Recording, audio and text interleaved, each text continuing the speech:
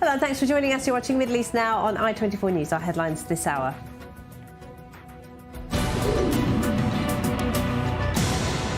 The UAE poised to take over temporary governance in post-war Gaza, according to a report by Reuters.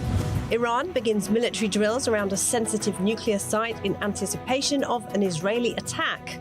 And UN officials in Yemen to try and persuade the Houthis to release dozens of jailed humanitarian workers. First, the United Arab Emirates has been holding discussions with Israel and the United States about taking part in the governance of post-war Gaza. That's according to a report by the news agency Reuters, which claims to have seen details of behind-the-scenes discussions. Let's go to Dubai. We're joined by our correspondent, Bastien Bory. So, Bastien, according to these reports, the UAE would step in as part of a governing body in Gaza until the time when the Palestinian Authority would be ready to take over. Is that right? Yes, but it's conditional on the PA reforming itself. Abu Dhabi has a real card to play there. The Emiratis no longer want this Palestinian Authority as it is today with Mahmoud Abbas. Relations between Abu Dhabi and Ramallah have been bad ever since the signing of the Abraham Accords, which Abbas regarded as a stab in the back. And the problem is even much older. The Emiratis blame Ramallah for its weakness, even for the indirect strengthening of Hamas in a way, for the ongoing erosion in the PA's public support, for its rampant corruption, its budget difficulties and so on. And all the more so as Mahmoud Abbas is also an obstacle to Emirati plans in Gaza. First, the Emirates supposedly want to hire private military contractors there so that, this government is seen as non-imperialist or non-colonialist, so to speak. And private contractors are something that the PA is opposed to. And second, the UAE supports Mahmoud Abbas's enemy, Mohammed Dahlan, who's been acting as a political advisor to the Emirati president. And Dahlan's influence is highly visible today here. He's become a strategic mastermind pretty much against Abbas, to whom he swears revenge, since it was Abbas who drove him out of the PA in the first place a few years ago. And Abu Dhabi ultimately wants to put him in charge of the PA in Gaza. These talks were behind the scenes, according to Reuters. Has there been any response today from the Emirati authorities? Yes, one reaction a few minutes ago. An Emirati official told CNN that the preconditions for the UAE to step in include a formal invitation from a, quote, new, credible and independent Palestinian Authority Prime Minister, a serious reform process in the PAs, as we just said, an explicit commitment to the two-state solution from Israel, as well as a clear leadership role by the US, which is basically what the UAE has been long advocating for. And of course, the war is still very much going on in Gaza. How can any foreign power, including the UAE, even consider trying to help rebuild Gaza while Hamas is still in power? Because countries like the Emirates are considering the possibility of Hamas continuing to exist in one way or another, and that it would be counterproductive not to include them in post-war plans. We know that relations between Abu Dhabi and Hamas are terrible. We know that the UAE is fighting the Muslim Brotherhood, of which Hamas is an offshoot. However, Gaza will not be let's say a fruitful financial investment for the UAE government, for Emirati real estate companies, energy companies, and so on, if the situation is not totally stable in the Strip, with no factions, even weakened and demilitarized, feeling excluded. Bastien, many thanks. Bastien Bory there over in Dubai. Well, a manhunt continues here after 3 Palestinian terrorists shot and killed 3 Israeli citizens in the West Bank on Monday. The Defence Minister, Israel Katz, visited the scene of the shooting and called it an act of war. According to rights groups, there were reprisal attacks on a number of Palestinian villages last night. More in this report. Cars burned, windows smashed in several Palestinian villages after Israelis living in the West Bank or settlers rampaged on Monday night. The riots erupted after 3 terrorists shot and killed 3 Israelis. Some 100 settlers targeted Palestinian communities, including Al-Funduk, where the suspects in the shooting attack were from, as well as Haja, Turmusaya, and Imatain. Israeli rights group Yesh Din accuses Israeli security forces of not intervening to stop the rampage. However, Israeli officials have repeatedly called on citizens not to take the law into their own hands. The heinous murder attack that occurred here yesterday is an act of war in every sense and will be met accordingly. Extensive counter-terrorism operations will be conducted in the towns and areas from which the terrorists emerged, and law enforcement on the roads will be intensified. We will not tolerate or normalize Palestinian terrorism. Settler violence against Palestinians in the West Bank has surged since the start of the war in Gaza on October 7, 2023. Such riots are often triggered by terror attacks against Israelis. Terrorists who are armed from head to toe feel free to get out of the vehicle to carry out a shooting attack here, the results of which are very, very serious. We need to understand, and the whole world needs to understand, that in Judea and Samaria there is a war, like in Gaza, like in Lebanon. Here too, unfortunately, there are those who not only want to, but are actually murdering us, and we have to fight back head-on. Although such terror attacks have been frequent, as Israel has progressively expanded its settlements in the West Bank, Hamas and other terror groups have increasingly urged Palestinians to mobilize and attack Israelis after the war began. Since then, 46 Israelis, including security personnel, have been killed in Palestinian terror attacks in Israel and the West Bank. Israeli forces have been operating regularly in the West Bank, targeting terror suspects and confiscating smuggled weapons. 6 members of the security forces have been killed in clashes with terror operatives in the West Bank since October 7, 2023. Palestinian Authority security forces have also been cracking down on militants in the area of Jenin for over a month. According to the PA Health Ministry, more than 835 Palestinians in the West Bank have been killed since the war started. During the same time frame, Israeli troops have arrested some 6,000 wanted Palestinians across the West Bank, including more than 2,350 affiliated with Hamas. Well, our correspondent Robert Swift is with me in the studio. And Rob, more than 24 hours after that attack, the gunmen are still at large, aren't they?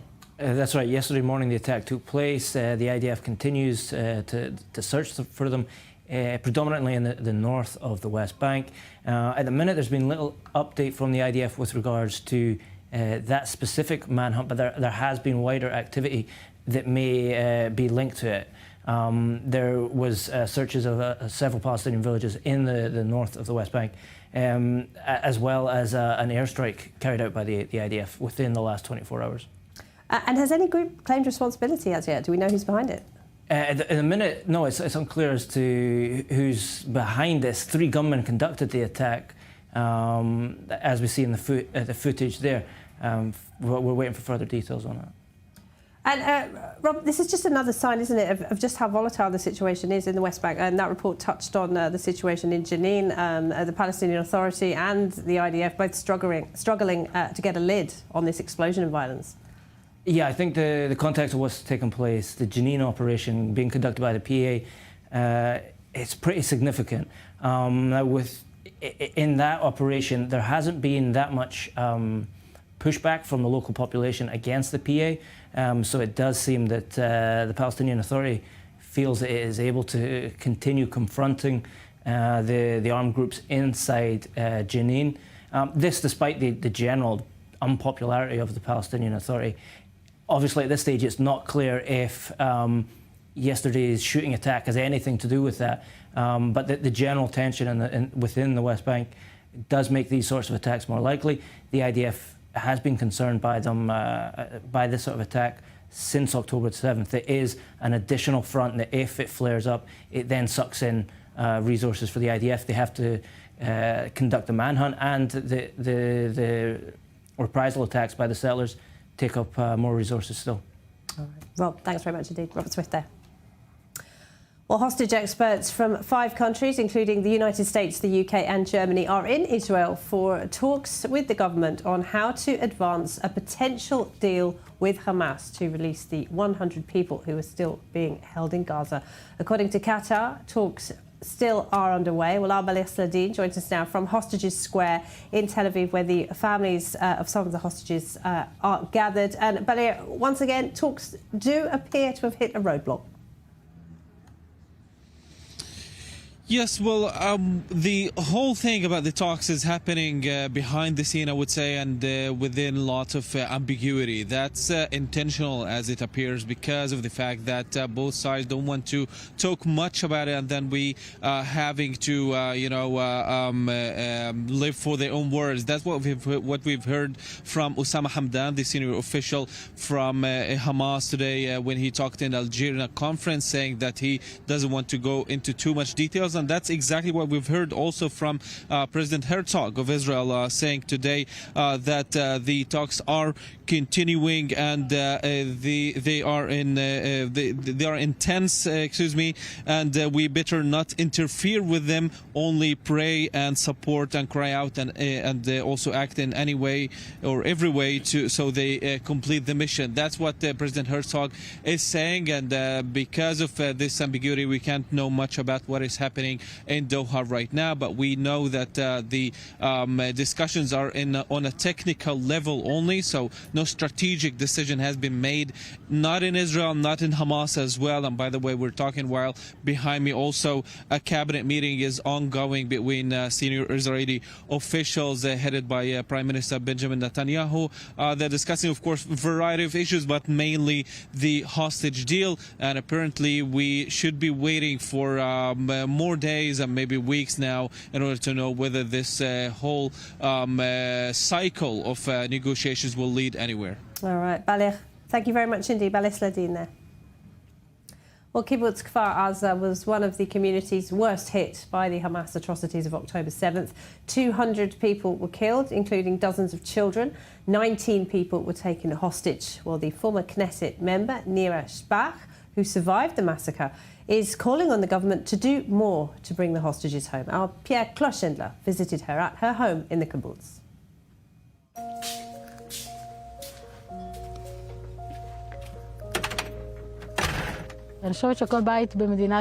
Every house needs a sticker that says, "Bring them back now." So every time you come in or go out, you're reminded, this is how we live. We are a community and a country in crisis. On October 7th, like everyone else, I was just trying to survive. Because of my background and experience, I was able to do a little more. I started mobilizing help. Nira Shbach served as a senior officer in the IDF and as a lawmaker of the Knesset parliament for the Yesh Atid centrist party. During the October 7 massacre and the days that followed, in her kibbutz Kfar Aza, she set up an operation center in her home's reinforced room, from which she helped save some of her fellow kibbutz members. You hold the door handle while someone on the other side is trying to force it open. This door, like the windows, isn't designed to withstand gunfire or stop terrorists. 2 weeks ago, like half the residents of Kfar Aza, Nira Shbach was evacuated from Shfaim to Kibbutz Ruchama, just a few kilometers away from home. To her, the state didn't function back then and still doesn't. Listen to the absurdity. I lived in Kfar Aza. I built a home. I had gas service. Do you know I have to pay for the connection again here? Why am I paying twice? Only public pressure can restore life to normal and bring the hostages back home, she argues. In a democratic country, we're not subjects. We're a deposit. When you deposit something, you're supposed to preserve it at least in its original condition, or even improve it. Our deposit has been murdered, raped, kidnapped, burned, uprooted from its home. Businesses have closed. There's violence, drugs, suicides. Shall I go on? What have you done today to bring the hostages back? The first thing I did for the hostages was to keep my mouth shut, instead of taking to the streets and sabotaging a deal. Don't preach to me. We met Nira Shpak following the heated argument between her and Likud Party Knesset member. These divisive messages, they rely on violence, intimidation, and hatred. Those tactics resonate the most. The support of the US administration, which places responsibility on Hamas for delays in the negotiations for the release of the hostages and for ending the war, helps Prime Minister Benjamin Netanyahu to deflect public criticism over the absence of a deal. He didn't absolve Netanyahu's government. Let's look at the facts. What happened when agreements were reached and when they were stopped? When did Netanyahu intervene and disrupt the process? The heads of Israel's security agencies say the conditions are ripe, that they know how to protect the country. And yet it doesn't help. Netanyahu's narrative is more effective, his mechanisms work better. What can we do? What's happening, Jackie? Jackie lost his daughter on October 7th, and he's holding up fine. Why? Because he's fighting. We all need to fight. To Nira Shpak, the wounds won't heal until a state commission of inquiry is established and a thorough investigation is conducted, not just into these claims, but also into the military and political failures that led to the October 7 massacre 1 year and 3 months ago. I refuse to adapt to this. I want to take down those stickers, embrace the survivors, bury those who need to be buried, and give life back to those who can still reclaim it. It's not simple. This is what the state must demand of the government: accountability. Syria's foreign minister has wrapped up his regional tour in Jordan today. The two countries agreed to work together to secure their border, combat arms and drug smuggling, and work to prevent the resurgence of ISIS. For years, mass-produced amphetamines known as Captagon have flooded Jordan from Syria. Here's Jordan's foreign minister speaking earlier. We discussed the issue of border security, specifically the dangers of drug and weapons smuggling, as well as the risk of renewed attempts by ISIS to re-establish its presence. We are in absolute agreement that we are one and will work together and coordinate to confront these shared challenges. The threat of drug smuggling poses risks to Jordan, Syria, and the Syrian people, as do weapons smuggling and terrorism. Therefore, this topic was at the forefront of our discussions. Israel has called on world powers to pressure Turkey to stop its attacks on Syria's Kurds. The Kurdish-led US-backed SDF, Syrian Defence Forces, have been under fire from Turkish-backed forces. Over 100 people, mainly from the Turkish side, were killed in the latest clashes around the city of Manbij. Well, Turkey's President Erdogan, meeting Kurdish leaders in Iraq today, threatened to intervene in Syria if there was any threat to the country's territorial integrity. We see that the new Syrian administration is trying to build a Syria based on the territorial integrity and unity of the country, and that it is determined to do so. Our sincere desire, expectation and policy are in this direction. We will not consent to the disintegration of Syria or the disruption of its unitary structure under any guise. If we see a risk in this regard, we will take the necessary steps quickly. Well, with us now, Giran Ozkan is the Executive Director of the Kurdish Peace Institute. Thank you very much for being with us, Giran. So, first of all, that call by Israel for world powers to step in and protect the Kurds from these attacks by Turkish-backed forces, is that helpful, do you think? Well, yeah, I mean, firstly, the developments in Syria impact neighboring countries very significantly and directly, and maybe existentially speaking, it could potentially impact Israel more than anyone else. So insofar as Israel's call raises awareness on the destabilizing and potentially devastating impacts of Turkish intervention in Syria, then they are indeed very helpful because, I mean, we've talked about this on this show before. Turkey is trying to mold Syria into an Islamist, repressive and non-inclusive state. And any prevention of Turkish designs on Syria is not only helpful to the Kurds, but to the whole security and stability environment of the region. So I don't think one can sit here and say that Israel's calls to this end are not helpful. Well, some might be puzzled by those threats by President Erdogan to intervene if he sees that the breakup of Syria is on the card, because Turkey is already occupying large swathes of northern Syria, isn't it? Do you think he might go further? Is he planning to go further? I believe he would like to, but the question of whether he'll be able to is a separate matter, and I don't think the current environment will allow him to do so. I mean, people have to ask themselves as to why Erdogan and the Turkish state feel the need to prevent the Kurds from gaining any sort of status in the future Syria.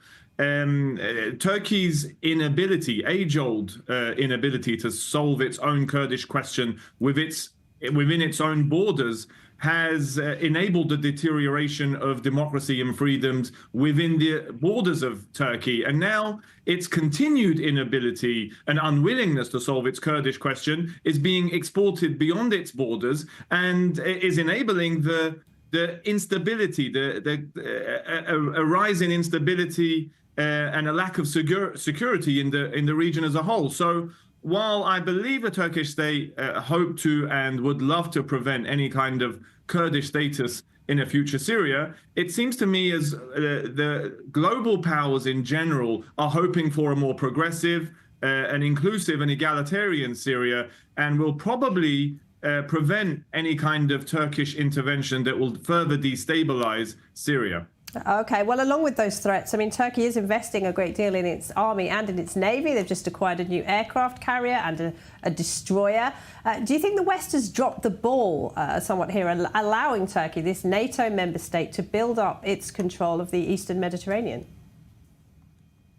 Rather than allowing them to do so, I think they are unable. I'm based here in Washington, D.C., and from the discussions that we see here, is a lot of people are unaware of the transformation inside the Turkish state apparatus. Turkey, over the last 10 years especially, has been way more on the front foot in terms of a more activist foreign policy, a more interventionist and militarized foreign policy in the region. And people, especially even experts here in DC, might not see this as a significant transformation in the Turkish establishment, which it actually is. This is not just a temporary direction that the Turkish state is taking, but it's an institutional thought within the Turkish establishment that they need to be more aggressive, that they need to be more activist, and that they need to be more militarily focused in their operations across the whole of the Middle East. And as we mentioned at the top, I mean, Erdogan has been meeting today with the president of Iraqi Kurdistan, the semi-autonomous region there. What is the relationship, though, between the Kurds in Iraq and the Kurds in Syria? So, firstly, they're the same people, right? They're all Kurds, and just like any other nation on the face of this earth, there is political diversity amongst the Kurds too. And the Kurds in Syria and the Kurds in Iraq, both within themselves and in between themselves, have certain political differences and ranging worldviews in and amongst their political environment. So there are political differences, but I believe at this point, especially given the last few weeks and the developments in Syria in the last few weeks, there has been communication and positive contact between the political parties in both Iraq and in Syria. So while the relationship is one of political competition, I believe the Kurds are well aware of the historical significance and all that is at stake for the Kurdish people in the region. They are fully aware of what's at stake, and they are communicating both within themselves and to the rest of the world well within accordance of the Kurdish nation's interests. Giran, great to talk to you as always. Thank you very much indeed. Giran Ozkan there. Thank you. Well, staying with Syria, and following the fall of the Assad regime, residents in a suburb of Damascus found what appears to be a secret explosives laboratory. More in this report.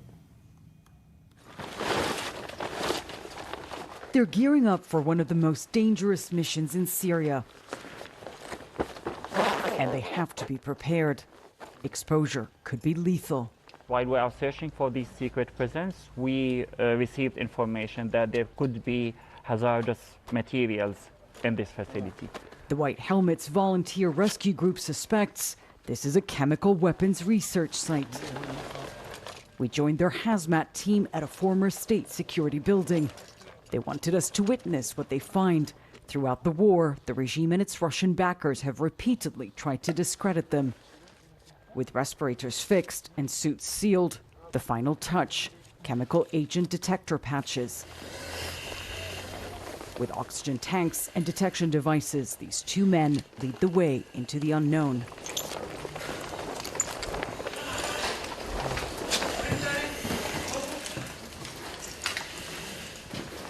They have to move carefully and methodically. Looters got here first. Every surface is scanned for traces of chemicals. A suspected weapons delivery system sits in the middle of this room, but no traces detected so far. Their advanced team already told them it's the upper floors where they need to be. Slowly, they move upstairs. Step by step, on every floor and in every room, they're searching for clues. What was the Assad regime doing here? Evidence of what appears to be a secret chemical lab emerges. In several rooms, they find countless labeled bottles and containers filled with chemicals. Their main mission today is to document, try and find out as much as they can about the chemicals they're finding in this facility.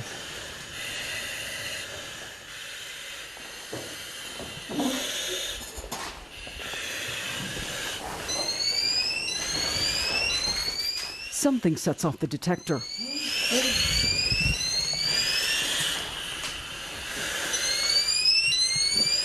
They take pictures for experts to review the reading. It says TIC, toxic industrial chemical. He checks his patch and carries on. They also find weapons storage and production rooms. Foreign Minister Gideon Saar has made a surprise visit to the United Arab Emirates. He's there meeting with his Emirati counterpart Sheikh Abdullah bin Zayed Al Nahyan. The pair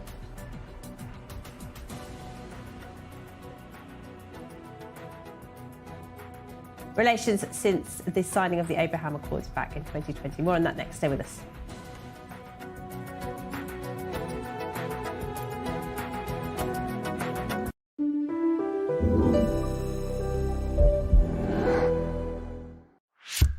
You live in Israel or you are preparing for your Aliyah? Congratulations. You have a smartphone? Perfect. Download the Olim app for free and discover everything we have to offer. Booking medical and administrative appointments, bills paying, debt verification, instant translation, contractor recommendation, request tracking, and much more. And if you can't manage it on your own, our team speaks your language and assists you with all your procedures in Israel, starting from 199 shekels per month, unlimited and for the whole family. Don't hesitate any longer. Download the app or contact us.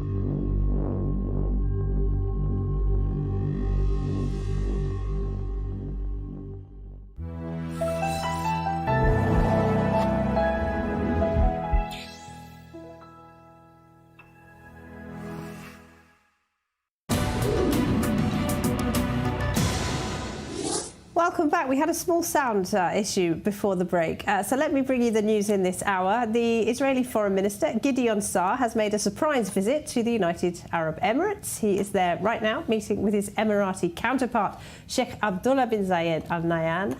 The two discussing regional developments amid reports that Israel and the UAE are planning on a role for the Gulf state to govern post-war Gaza. The two countries have, of course, enjoyed relations for the past 5 years following the signing of the Abraham Accords under former US President Donald Trump back in 2020. So there we are. The Israeli Foreign Minister is tonight in the UAE.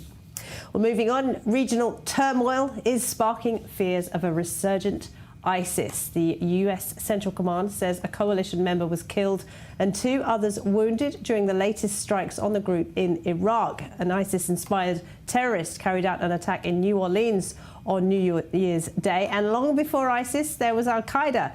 The famous Guantanamo Bay prison, once home to hundreds of terrorism suspects, now houses just 26 residents. 11 of those Yemeni inmates have just been transferred to Oman. We're here to talk about all of that. We're joined by Scott Stewart. He's the Vice President of Intelligence at Torchstone Global. Great to have you with us, Scott. Thank you very much indeed. Let us start with ISIS, the Islamic State group, if I may. A decade after they swept to power, they seized all that territory, of course, in Iraq and Syria and launched attacks on the West. There are concerns that they are regrouping and rearming. How concerned are you? Well, it is definitely a concern. We have seen a pretty dramatic increase in their operational tempo pretty much across the world, but specifically there in the Syria area. However, I think that it's going to help with the fall of the Assad regime, as well as the pullout of the Russians from Syria. That's going to give the U.S. and coalition forces a lot more of a free hand to go after. And that's what we've been seeing recently with all these, airstrikes and other operations on foot to capture or kill Islamic State operatives. So I think that that's going to help some. I think also the fall of the Assad regime and HTS coming to power in Syria is also going to be a little bit of an inoculation of that jihadist, virulent ideology. And that may also help to tamp it down a little bit. But that said, I'm certain that the incoming Trump administration is going to have Islamic State focused. Just elaborate on that for me a little, if you will, because it has been said that this new government in Syria is pretty extreme, former Islamists. Do you think that they've changed their ideology then, and do you think that they will act to suppress the real jihadists, if you like, in ISIS? I think if we look at the history of what they've done in Idlib, they've done just that. They've gone after, they've basically been at war with both the Islamic State and Al-Qaeda. Not only have they imprisoned, hundreds of their fighters, killed many more, but they've also called in or allowed the U.S. to conduct airstrikes against senior jihadist figures that have been in their region. So they've actually used the coalition forces as a tool against those more virulent forces and really competitors, right? Ideological competitors. What about these giant prisons then, which are housing tens of thousands of ISIS prisoners or anyone affiliated with that ideology? Those camps are being guarded by Syrian Kurds. Now, there have been calls from Turkey for the countries who have citizens within those camps, Belgium, France, the United Kingdom, the United States, to repatriate those prisoners. What would be the implications of that, do you think? Well, the implication is that, kind of using my virus terminology or what I was talking about before, really those are petri dishes for breeding that more virulent ideology. And as long as they continue to exist there, they're going to continue just to generate more and more radicalism. And certainly if we see prison breaks, like we saw 2013, 2014 in Iraq, and we noticed how that really launched the Islamic State into their operations to be able to capture large chunks of Iraq and Syria. So it is a very serious concern. And certainly, steps have to be taken not only to secure the prisons, but then also to reduce those populations. You just can't leave those people there in limbo forever.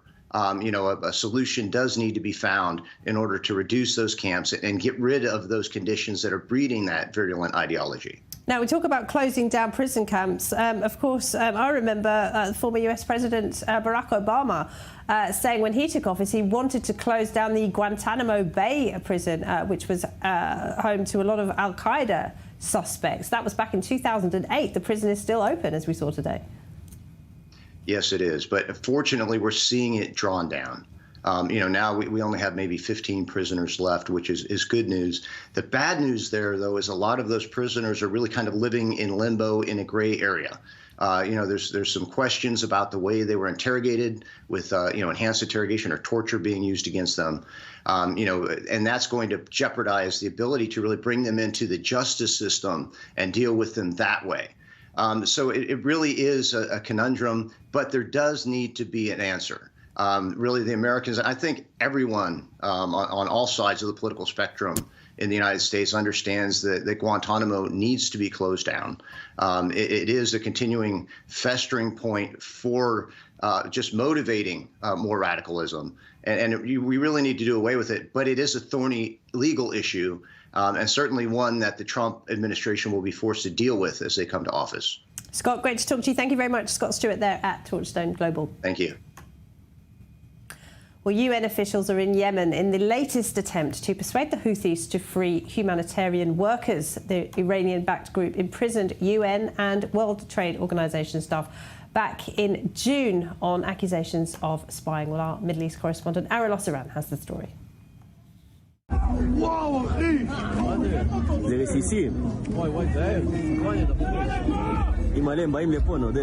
After more than a year, Houthi attacks on Israel and international shipping routes seem to be only escalating. Allahu Akbar! The United Nations dispatched on Monday its special envoy for Yemen, Hans Grundberg, to Houthi-controlled Sana'a. His visit is part of the ongoing efforts to de-escalate the current tensions that have engulfed the region and Yemen. In addition, his efforts will focus on advancing the peace process.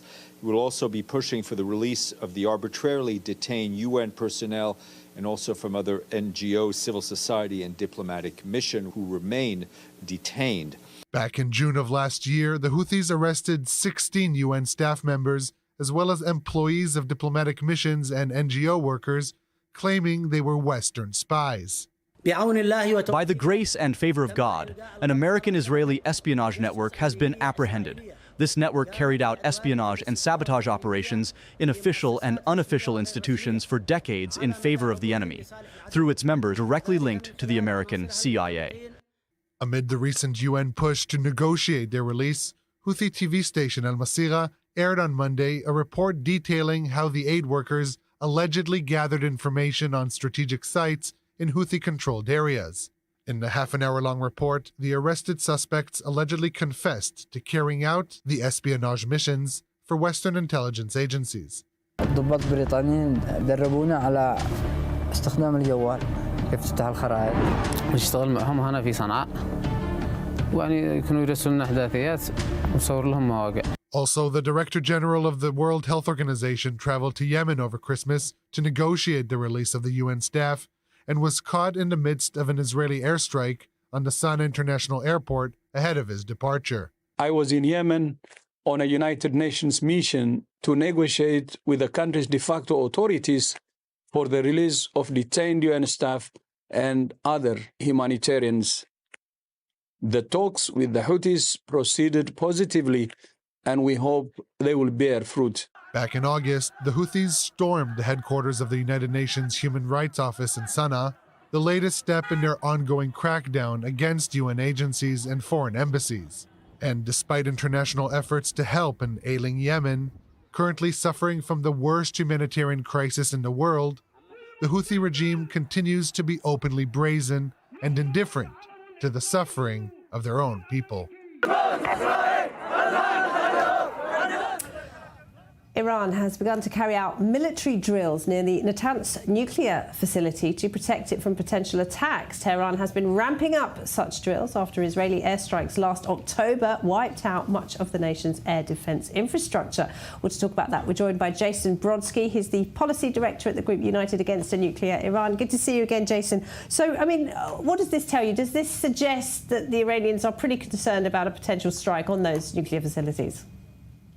It's great to be with you, Laura. Yes, it does. I think the Iranians are very nervous given the approaching inauguration of President-elect Trump, coupled with a risk-ready Israel, and they monitor very closely the rhetoric coming out of Israel and the United States, and so that's why we are seeing this uptick in military drills, and also the Iranians want to signal that there is no gap in their air defenses after Israel eliminated a chunk of the S-300 Russian air defense system in its last strike against Iran, but any kind of substitute that the Iranians put at Natanz are no match for the S-300 and the advanced capabilities that it brings to bear in Iran's protected and sensitive sites. So the Iranians are exposed despite their attempts to cover up that they're exposed. Is there any reason, Jason, why these drills are focused on the Natanz facility in particular? This isn't the only nuclear site, of course, that Iran has.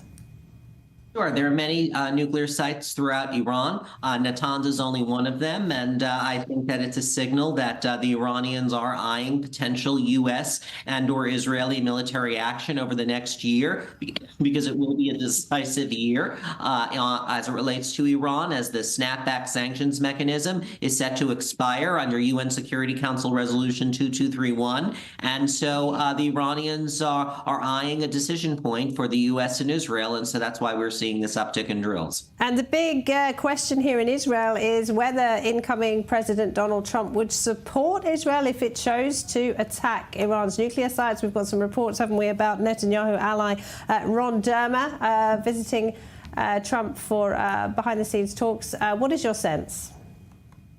Well, I think that there are clearly people in the United States and those who are on the Trump transition team who appreciate the significance and the strategic moment that we're in right now, with Iran weakened throughout the region, with its proxy and partner network being dismantled, its air defense system dangerously vulnerable, and the Iranian economy reeling. So there is an opportunity, in my view, to take care of a very significant security threat that is emanating from the Islamic Republic. And that is something that I am sure the Israelis and the United States will be having close coordination on and close discussions on after the Trump administration takes office on January 20th. So that's an important moment. Yeah, well, we've heard a lot about this is the moment, strike while the iron's hot, while Iran's defenses are down. But there are significant risks associated with this as well, aren't there, Jason? Well, I think it's interesting. Whenever we speak about military action against the Islamic Republic, there's always a discussion of risks associated with military action, but there's never a discussion about the risks associated with endless diplomacy with the Islamic Republic. And we need to really weigh both options right now. And I think that right now, given the Iranians' repeated rejection of offers by the United States to revive the JCPOA under the Biden administration, their continuing advancements of the nuclear program in defiance of the United States and its allies and their Iranians' requirements under their NPT, I think that a moment has come to make a decision as to military action. And right now, we can't afford to get entrapped into another series of endless negotiations with the Iranians, which they'll use to try to buy time and build out their nuclear program. And so I think that right now is a moment where the U.S. and Israel need to really focus in on potential military action. All right, good point. Jason, thank you very much indeed. Jason Brodsky there. Thank you. Well, the number of people who were executed in Iran rose to more than 900 last year, including dozens of women. Most were connected with drug-related offences, but dissidents and people who took part in the Mahsa Amini protests of 2022 were included. That's according to the UN Human Rights Office. Well, with us now, Mariam Mimma-Sadehi is the founder and director of the Cyrus Forum. Thank you for being with us, Mariam. Good to see you, as always. So, I mean, Iran always carries out large numbers of executions. It's one of the biggest countries which carries out capital punishment in the world. But this is a rise from the year previously. Is this about sending a message to the population, do you think? Yes, thanks for having me, Laura. Iran, the Islamic Republic of Iran has the highest per capita rate of execution in the world. This year, I want to bring attention to the women who have been executed, because 70% of the women who have been executed by the Islamic Republic of Iran were executed because they killed a partner who was sexually abusing them. And this is an issue that is a direct result. It's the natural result of the Sharia legal system that the Islamic Republic has had since 1979, since the revolution. Of course, prior to the revolution, Iran was leading the region in the progress of women's rights, women's status. It was a country whose Minister for Women's Affairs, Mahnaz Afkhami, Queen Farah Pahlavi, were leaders on the world stage for advancing women's rights. And after the revolution, because of the reversal of the family protection law, women lost their equality, and women in particular lost the ability to marry as they choose, to divorce as they choose, to have custody of their children. And marital rape essentially became legalized, such that, for example, I want to make one example. Zahra Ismaili, who was among the women killed this year by the Islamic Republic, she was raped by a neighbor and had a child because of this rape, was forced to marry this man. So not only was he not prosecuted, she was forced to marry him. In the course of the so-called marriage, he continued to abuse her and abuse her children. She kills him, and the Islamic Republic executes her, actually has her mother-in-law, who insisted on qisas, eye for an eye punishment, carry out the execution. Before she was executed, she witnessed a group execution of other women, was so traumatized, she had a heart attack, and even after the heart attack, the Islamic Republic hanged her. So this is the reality of everyday life in Iran. And of course, we hear about the executions. What we don't hear as much about is the systematic rape that occurs in the Islamic Republic's prisons. In 1988, the regime executed many thousands of Iranians, and the women that it executed, it systematically raped prior to their execution, because many of them were girls. They were virgins, and under Sharia law, virgins can't be executed. So first they raped them and then executed them. This is the reality. It continues to be the reality for the Women Life Freedom protesters who were imprisoned. Systematic rape, systematic sexual abuse, torture inside the prisons is a reality. And I'm sorry to say that in the opposition, the regime is so adept at its psychological operations, its infiltrations of the even the opposition, is denigrating people like the Nobel Peace Prize winner Narges Mohammadi, who was on a brief medical furlough, and because of her wearing lipstick or wearing a dress instead of looking somber, she's been denigrated by members of the opposition. So the Sharia-based laws, ideology, policies, rhetoric of the regime has had a very pervasive impact on Iranian society, such that even the opposition will denigrate the idea of woman life freedom being the slogan of a national movement for liberation, or will even denigrate a Nobel Peace Prize winner. Mariam, thank you very much indeed. Horrific story. Mariam El-Sadiqi there at the Cyrus Forum. Thank you. Tunisians are considered among the strongest supporters of the Palestinian cause, and President Kais Saied has called any state which normalises ties with Israel to be a traitor. Well, open support for Hamas was on show at a recent football match here. Fans of the club Étoile Sportive du Sahel unveiled a massive banner which showed the face of the late leader Yahya Sinwar, the mastermind of the October 7th terrorist attacks in Israel. Well, to discuss all things Tunisian, we're joined in the studio by Alissa Pavia. She's the Associate Director of the North Africa Programme at the Atlantic Council. I'm delighted to have you with us in the studio, Alissa. So let's talk about Tunisia, because Israel currently enjoys strong relations with Morocco and has done ever since the signing of the Abraham Accords. It looks though as though a normalisation with Tunisia might be a distant dream, shall we say? Yeah, it's definitely a distant dream, and right now, I mean, historic relations between Tunisia and Israel have been bad, to say the least, abysmal, if anything. Tunisia never recognized the sovereignty of the State of Israel, and then in 1982 it hosted the headquarters of the PLO when the PLO was ousted from Lebanon, and so for 10 years the PLO's headquarters were in Tunisia, which kind of stranded that relationship even further. And so the relationship with Israel is now as bad as it's ever been, given the ongoing war with Hamas and Tunisia's constant support of the Palestinian cause.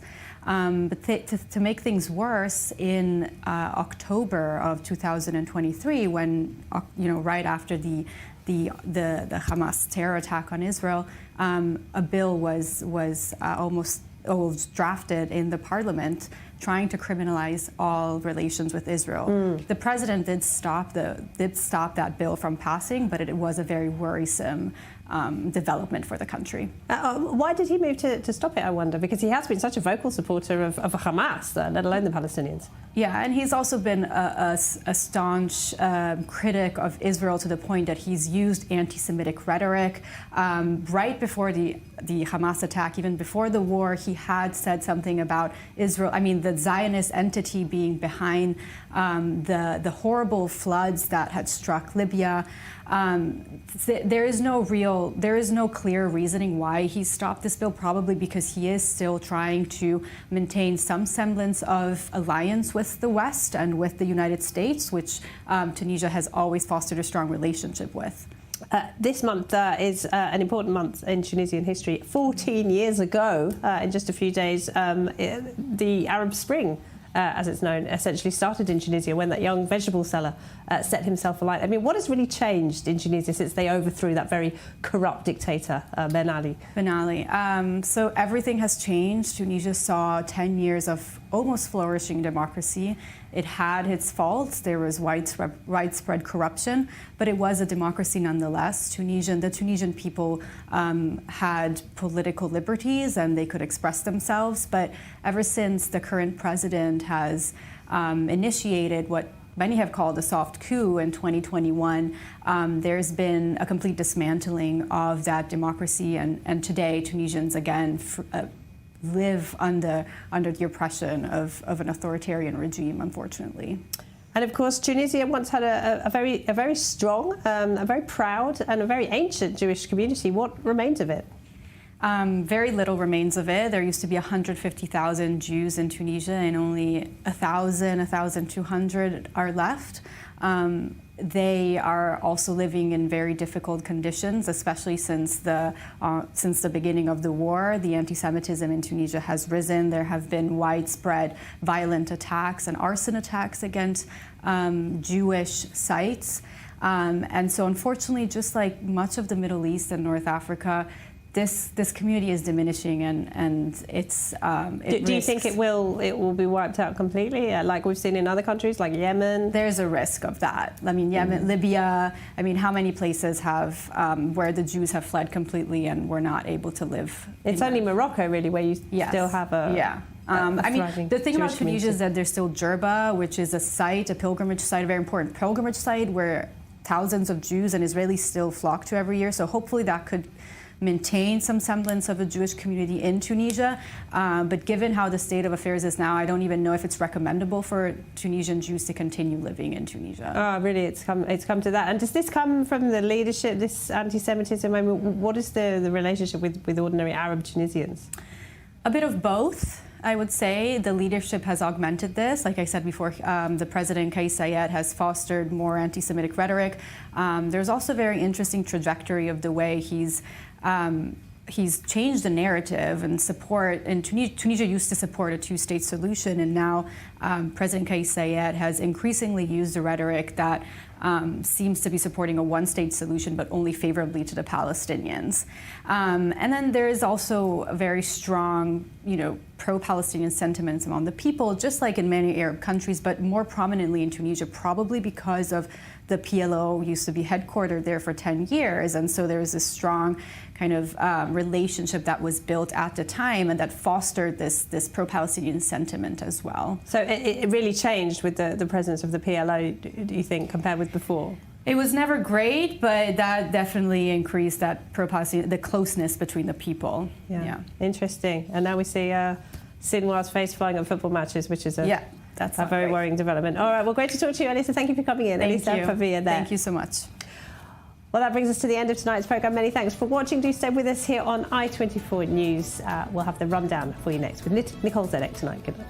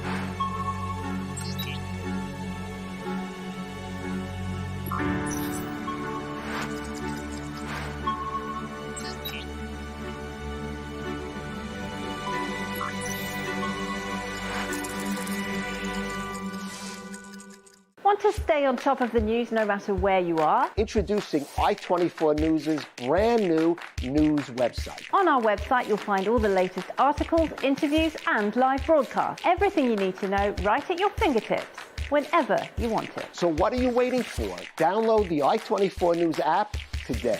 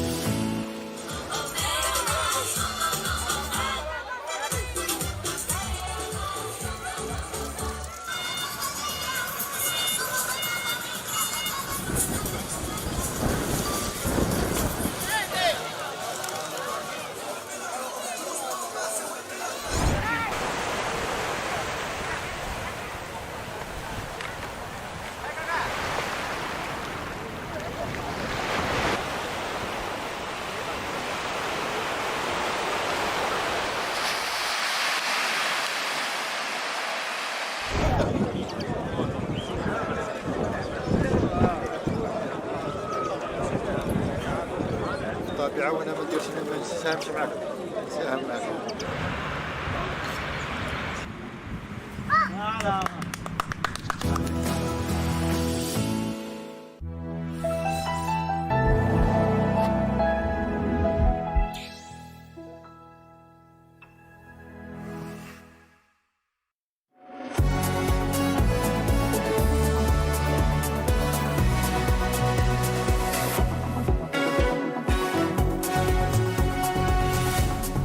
It's been more than 24 hours since a deadly West Bank shooting attack, and 3 terrorists are still on the run. Israeli forces are working to track them down, all while Israeli settlers riot through Palestinian towns. We have the details. Amnesty International has suspended Amnesty Israel for 2 years over allegations the local branch is excluding Palestinian voices. This, according to an I-24 News source inside the organization. We'll speak to the former chair of Amnesty Israel, who resigned only 2 months ago. And Iran is conducting air drills near the Natanz nuclear facility, ramping up nationwide military exercises to combat looming threats. We'll break down what it means for Israel.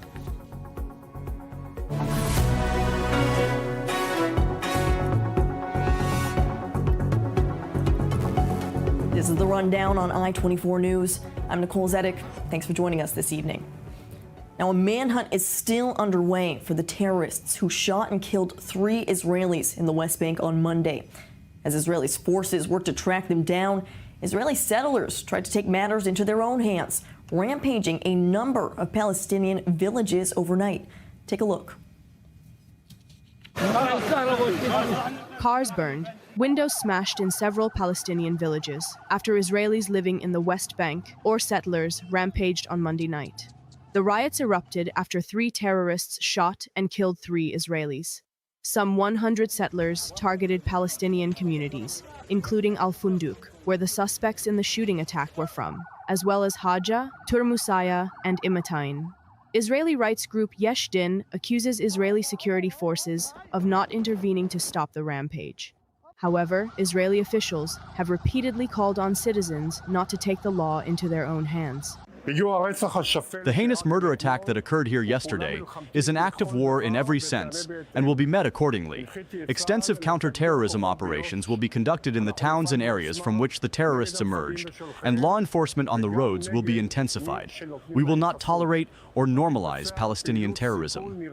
Settler violence against Palestinians in the West Bank has surged since the start of the war in Gaza on October 7, 2023. Such riots are often triggered by terror attacks against Israelis. Terrorists who are armed from head to toe feel free to get out of the vehicle to carry out a shooting attack here, the results of which are very, very serious. We need to understand, and the whole world needs to understand, that in Judea and Samaria there is a war, like in Gaza, like in Lebanon. Here too, unfortunately, there are those who not only want to, but are actually murdering us, and we have to fight back head-on. Although such terror attacks have been frequent, as Israel has progressively expanded its settlements in the West Bank, Hamas and other terror groups have increasingly urged Palestinians to mobilize and attack Israelis after the war began. Since then, 46 Israelis, including security personnel, have been killed in Palestinian terror attacks in Israel and the West Bank. Israeli forces have been operating regularly in the West Bank, targeting terror suspects and confiscating smuggled weapons. 6 members of the security forces have been killed in clashes with terror operatives in the West Bank since October 7, 2023. Palestinian Authority security forces have also been cracking down on militants in the area of Jenin for over a month. According to the PA Health Ministry, more than 835 Palestinians in the West Bank have been killed since the war started. During the same time frame, Israeli troops have arrested some 6,000 wanted Palestinians across the West Bank, including more than 2,350 affiliated with Hamas. Well, joining me in studio for more discussion, I'm with Lieutenant Colonel in Reserves Doron Avital, former commander for the IDF Special Forces, as well as our I-24 News correspondent Robert Swift. Gentlemen, thanks for being with us on The Rundown this evening. Now, Daron, we're hearing from some of those Israeli settlers inside the West Bank. They say there's already a war inside the West Bank, and this is in line with what we're hearing from some of the far-right ministers as well, for calls to really crack down and have more military action in line with what we're seeing in Gaza, even having different evacuation orders in some of these hotspot terror hubs like Jenin, for example. Is that something that should be expected or can really happen in the West Bank? I would be very careful not to go the whole path. I'm saying this is a war against terror. We have the Shin Bet, the Shabak. We have those arrests. We have those forces acting all the time from the beginning of the 7th of October. We had great successes. Of course, sometimes those terrorists escapes the nets. But to think in terms of, to try to copy-paste the model of Gaza, which is a different story altogether, and to put it on the West Bank, I think it's more rhetoric than real military logic, and I don't think you would hear the generals think in those terms. They would say, okay, crack down terror, but go of the terror. Tanks wouldn't do the work here. Intelligence, special units, arrest, barricades, this would do this can give a result, but not the way they think about it, like a maneuvering of tanks, the way that it was in Gaza. I think it's rhetorics. It has nothing to do with military logic. And like you said, the landscape is so different. The West Bank is not Gaza. In fact, Robert, you were just there last night in the aftermath of this attack. This main highway is a highway that both Israeli settlers, Jewish settlers, and Palestinians travel on every day. And so 30 hours later, we're still seeing this manhunt underway. But walk us through the geography of the region that makes this manhunt so complicated. That's right. So Route 55 is the road where this attack took place. It's one of the main arteries connecting the center of the country, essentially, those areas around Tel Aviv, to a number of the Jewish settlements in that part of the West Bank. To get around it, as we discovered for ourselves, is quite a long, you have to completely go around the valley.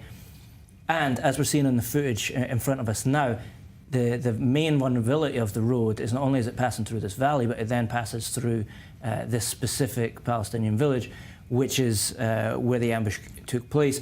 We have seen attacks like this take place in many other times before.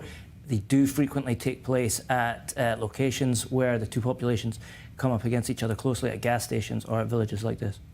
Interesting indeed. It's interesting. We should know it's not only a question of topography. It's a different landscape altogether, also politically. With the Palestinian Authority that we are trying to cooperate with, and who has been trying to crack down on those terror hotspots in the West Bank. Exactly. And there's no, I mean, we have to think in terms of action against terror, not in terms of conquering territories like in Gaza. We're actually in the West Bank. The Israeli army is operating in all the different categories of the Palestinian Authority, from A, B to C. Even in A, which is completely controlled by the PA, the Israel army is freely acting and intervene when it needs to do so. So I'm saying it's a different landscape politically, topographically, and any way you look at it, and we should be very careful not to, when I see those actions of the settlers, this will incite more violence. Let the army do the job. Let nobody takes the law to their hands. And I think the army knows what it's doing. But of course, this is a...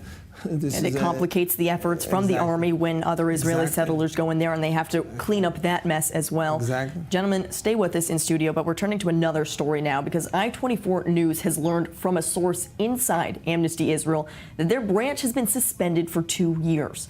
Amnesty Israel was given 2 reasons from Amnesty International on this move. The first being the branch conducts itself in a racist manner against Palestinians. And second, the reports and messaging coming from Amnesty Israel don't align with Amnesty International.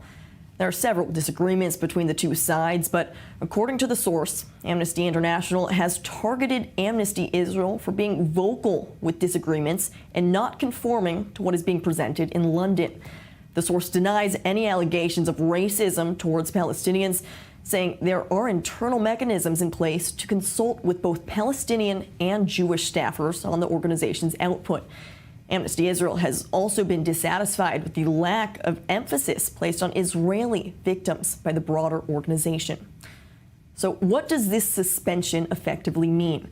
Well, to break it down for us, I am joined now by Alan Baker, former legal advisor to the Israeli Foreign Ministry and former ambassador to Canada, as well as the head of the International Law Program at the Jerusalem Center for Foreign and Security Affairs. Thank you for being with us on the Rundown tonight. You're welcome. Now, I want to begin with Amnesty Israel being suspended from Amnesty International. What effectively does this mean? The organization can pretty much no longer function for at least 2 years? Well, it's somewhat comical because Amnesty International has consistently for many, many years, as long as I remember, taken a very one-sided and hostile attitude towards Israel, whatever Israel does or does not do.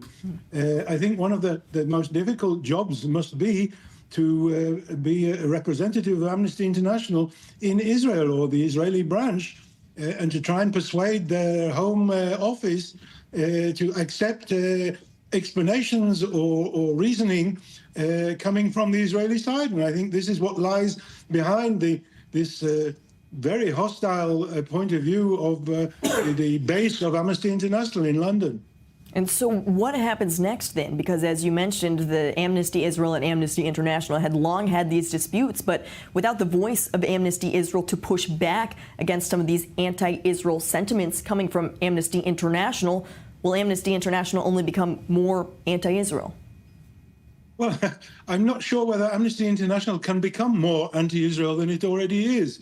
And so the fact that they're silencing the Amnesty Israel branch, I don't think it will add or subtract anything from the situation as it exists already.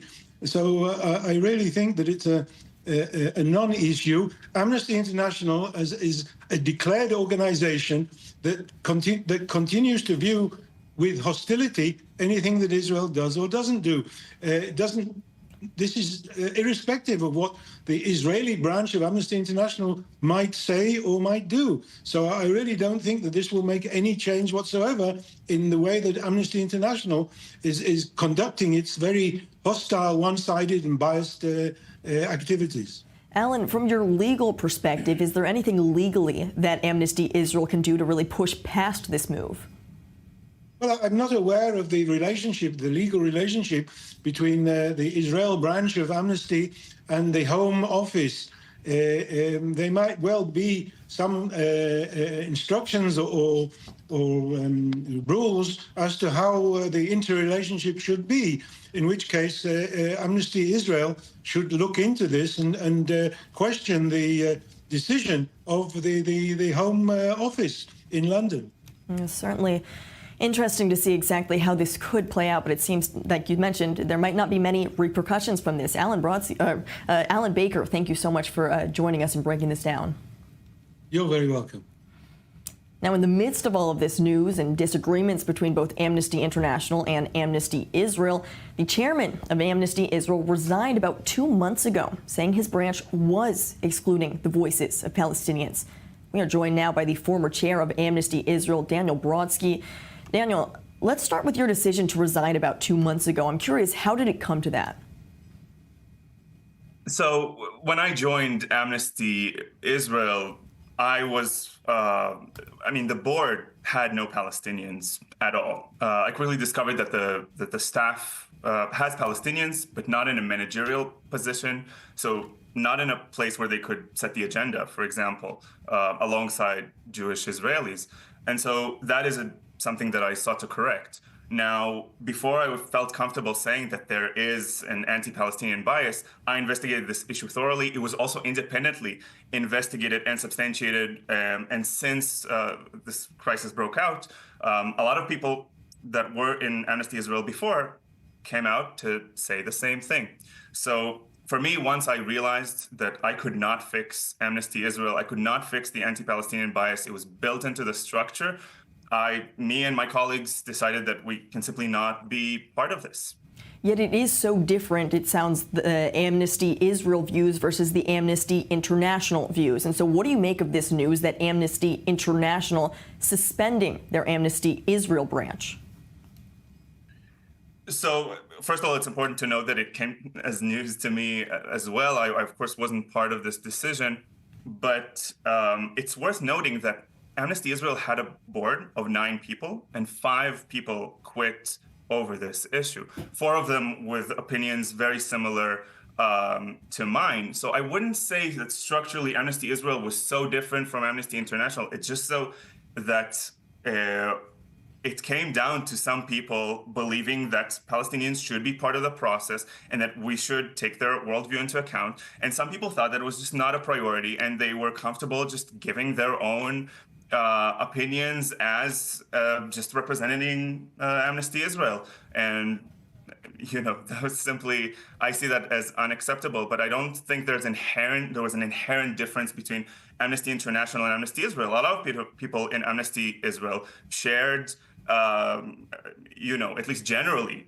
the viewpoints in Amnesty Israel, but of course in Amnesty International. But of course, Amnesty International is a huge movement and very, very diverse as well. It's not just a one monolithic thing. And so with this then loss of Amnesty Israel, at least for 2 years, even though there had been many disagreements and many critics against Amnesty International for many of sometimes claims their anti-Israel perspective and anti-Israel reports, but now Amnesty Israel isn't even having a voice to either combat that or fix the problems that Amnesty International might have presented. And so what happens next? So firstly, it's very important for me to note that I represented Amnesty Israel for a while. My voice was taken very seriously. I never encountered anything that I could describe as anti-Israeli in any inherent way. Now, regarding what happens, so many sections in the world have been closed. This is not exclusive to Amnesty Israel or a unique issue in any way. That being said, Amnesty Israel is not being closed. It's suspended. And as far as I know, there is a roadmap to now decide how to deal with this situation. So this is not Amnesty Israel being unilaterally just kicked out or anything like that. There is a roadmap. There will be a decision-making that is taken democratically as per the standards set by Amnesty International. So we'll see exactly how that roadmap is followed. Daniel Bronsky, thank you for joining us and breaking down exactly what is happening right now. Now, moving on to in the United States, the latest crime reports from the New York Police Department show just because the state is home to the largest Jewish population in the country, it is not immune to anti-Semitism. More than half of reported hate crimes in the Big Apple were directed towards Jewish people in 2024. Our Joe Brown has the story. We stand together today to support Israel, to support the hostage families, and of course, Jewish people all over America are united. Strong words from New York Governor Kathy Hochul, but not every New Yorker feels the same. 2024 saw a record number of anti-Semitic incidents in New York City, a small increase on the previous record from 2023. According to totals from the New York Police, 345 anti-Jewish hate crimes were recorded in the last year, accounting for 54% of the total hate crimes in the city. This is a 7% increase on last year's total of 323. Whilst the numbers have soared following the October 7th attacks on Israel and war with Hamas that followed, this year's number has been inflated by college campus protests in Columbia and New York University. These hate crimes also included physical attacks, vandalism, and protests outside a New York exhibition marking the Nova massacre. Even as recently as Monday, there were protests, this time outside a hospital at NYU, protesting Israel's raid of Gazan hospitals, with protesters calling for the abolishment of Israel and the removal of Zionists. There's around 1 million Jews in New York, accounting for 10% of its population, and as the city enters 2025, the largest Jewish population outside Israel remains on edge for what the new year has in store. Meanwhile, as the fighting continues inside Gaza, another IDF soldier was killed in combat. 20-year-old Staff Sergeant Ido Samiach was killed during fighting in northern Gaza 1 day after 2 more soldiers, 28-year-old Major Dvir Zion Leva and 24-year-old Captain Eitan Israel Shiknazi, were killed in a battle in the north as well. Their deaths bring the Israeli toll since the ground offensive in Gaza began to 398. Now, in a separate incident, the IDF says it's sharpened instructions for soldiers after Israeli troops opened fire on a UN World Food Program convoy in central Gaza on Sunday. The WFP says 16 bullets struck a convoy of 3 trucks traveling south to north despite receiving all of the necessary clearances from Israeli authorities. The IDF says the incident was investigated. Now, the IDF released footage of a Hamas terrorist admitting the terror group systemically uses hospitals for military activities, hiding behind civilian infrastructure so Israel can't target them. If you remember last week, the IDF raided the Kamal Adwan hospital in northern Gaza and apprehended more than 240 Hamas and Islamic Jihad terrorists. Here's what one of those apprehended terrorists had to say about the operations inside the hospital. أنا محمد سيد الشريف أبلغ من العمر 21 عام أعمل لدى مستشفى كمال عدوان مشرف للنظافة التحقت في كتاب القسام في سنة 2021 لدى قوات النخبة في كتيبة الغربية في داخل مستشفى كمال عدوان. وانت موجود في المستشفى في عدوان كمال عدوان مين كان موجود هناك هنا؟ كان موجود هناك الأشخاص أو الطاقم الكادر الطبي الذي أنا أتعامل معه بشكل يومي وبشكل مباشر، وكان يوجد هناك نشطاء من حماس، من الجهاد الإسلامي، من ألوية الناصر، من مختلف التنظيمات في شمال قطاع غزة. ليش تخبوا بمستشفى كمال؟ يظنون أنها ملاذا آمنا لهم لأن الجيش لا يقدر على استهدافها بشكل مباشر. شو قصدك لما انت بتقول انه ملاذ امن؟ لانه يتواجد فيها المدنيين والمرضى. وبفكروا انه الجيش لا يقصف المدن؟ ويظنون ان الجيش لا يمكن ان يستهدفه بشكل مباشر كصاروخ F-16 او يتم نفس ما هلا لما كانوا النشطاء موجودين بالمستشفى شو كانوا يعملوا؟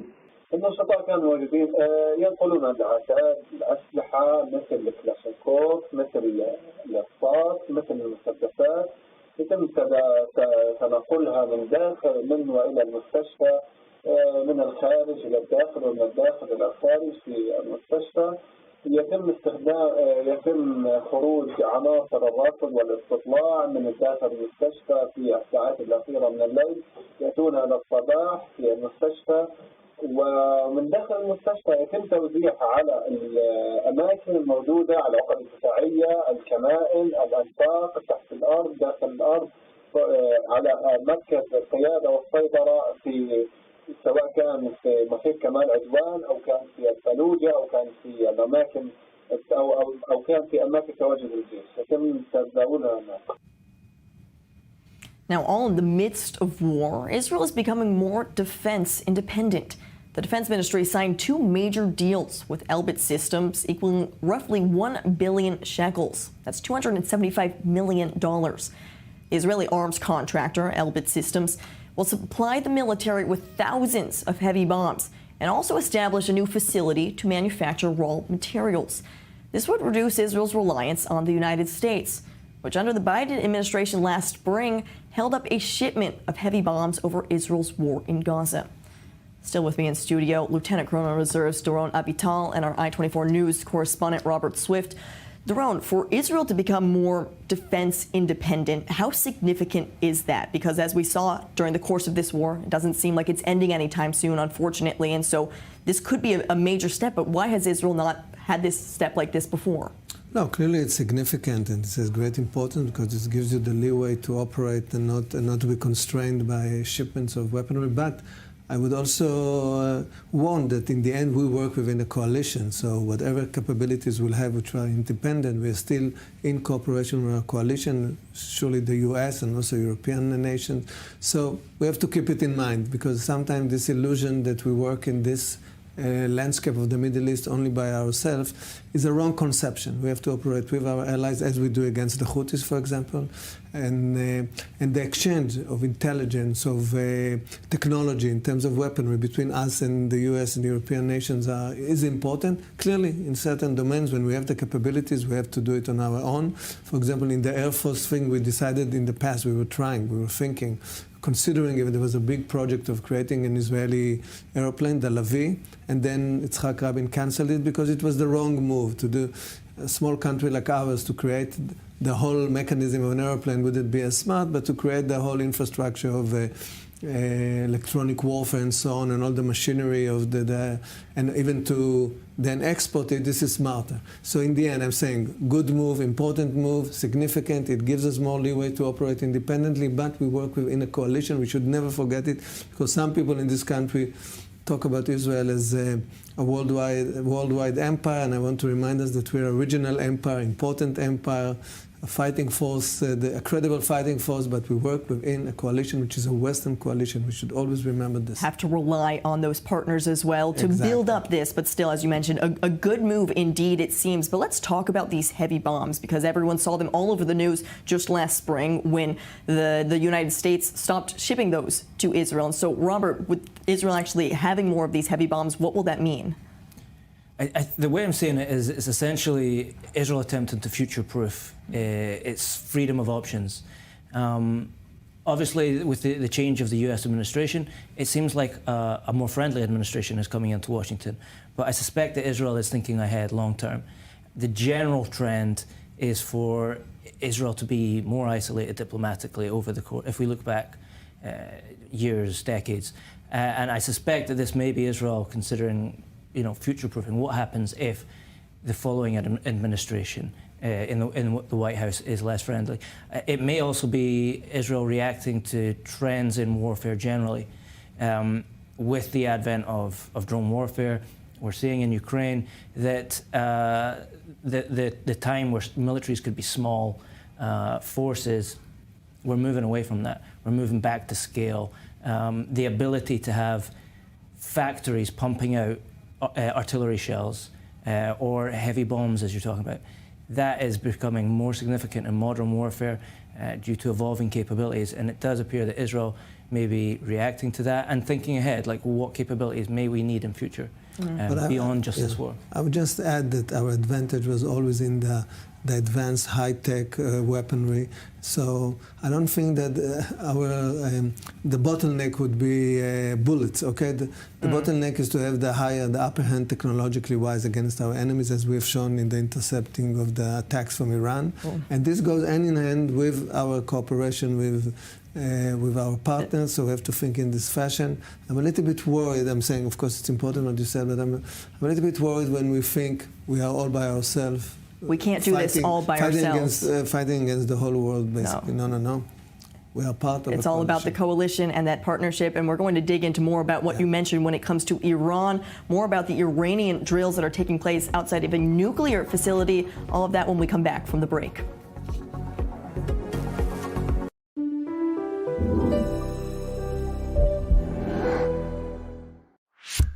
You live in Israel or you are preparing for your Aliyah? Congratulations. You have a smartphone?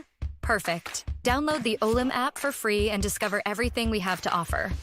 Booking medical and administrative appointments, bills paying, debt verification, instant translation, contractor recommendation, request tracking, and much more. And if you can't manage it on your own, our team speaks your language and assists you with all your procedures in Israel, starting from 199 shekels per month, unlimited and for the whole family. Don't hesitate any longer. Download the app or contact us.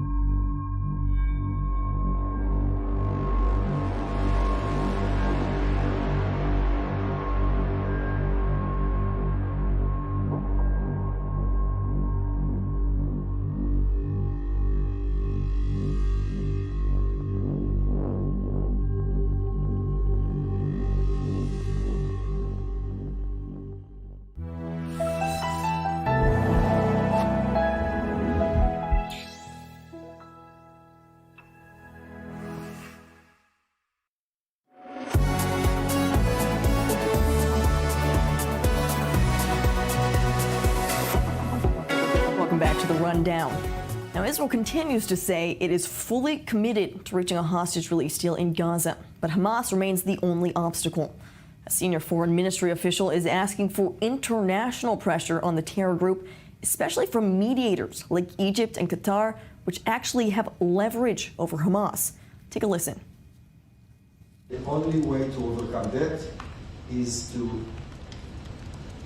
address the few countries that enjoy special relationship with Hamas, acting as mediators, involved in the process. They should be now contributing their pressure on Hamas in order to conclude the deal now. The keys to conclusion of this deal is in the hands of those who have leverage on Hamas. And that should be the addresses for the international community to address those countries and asking them to act now. For the latest, we go live now to our I-24 News correspondent, Balir Sladin, at Hostages Square in Tel Aviv. Balir, there's still a lot of diplomatic moves being made, really behind the scenes, it seems, when it comes to any sort of movement on a hostage release deal. What details can you give us?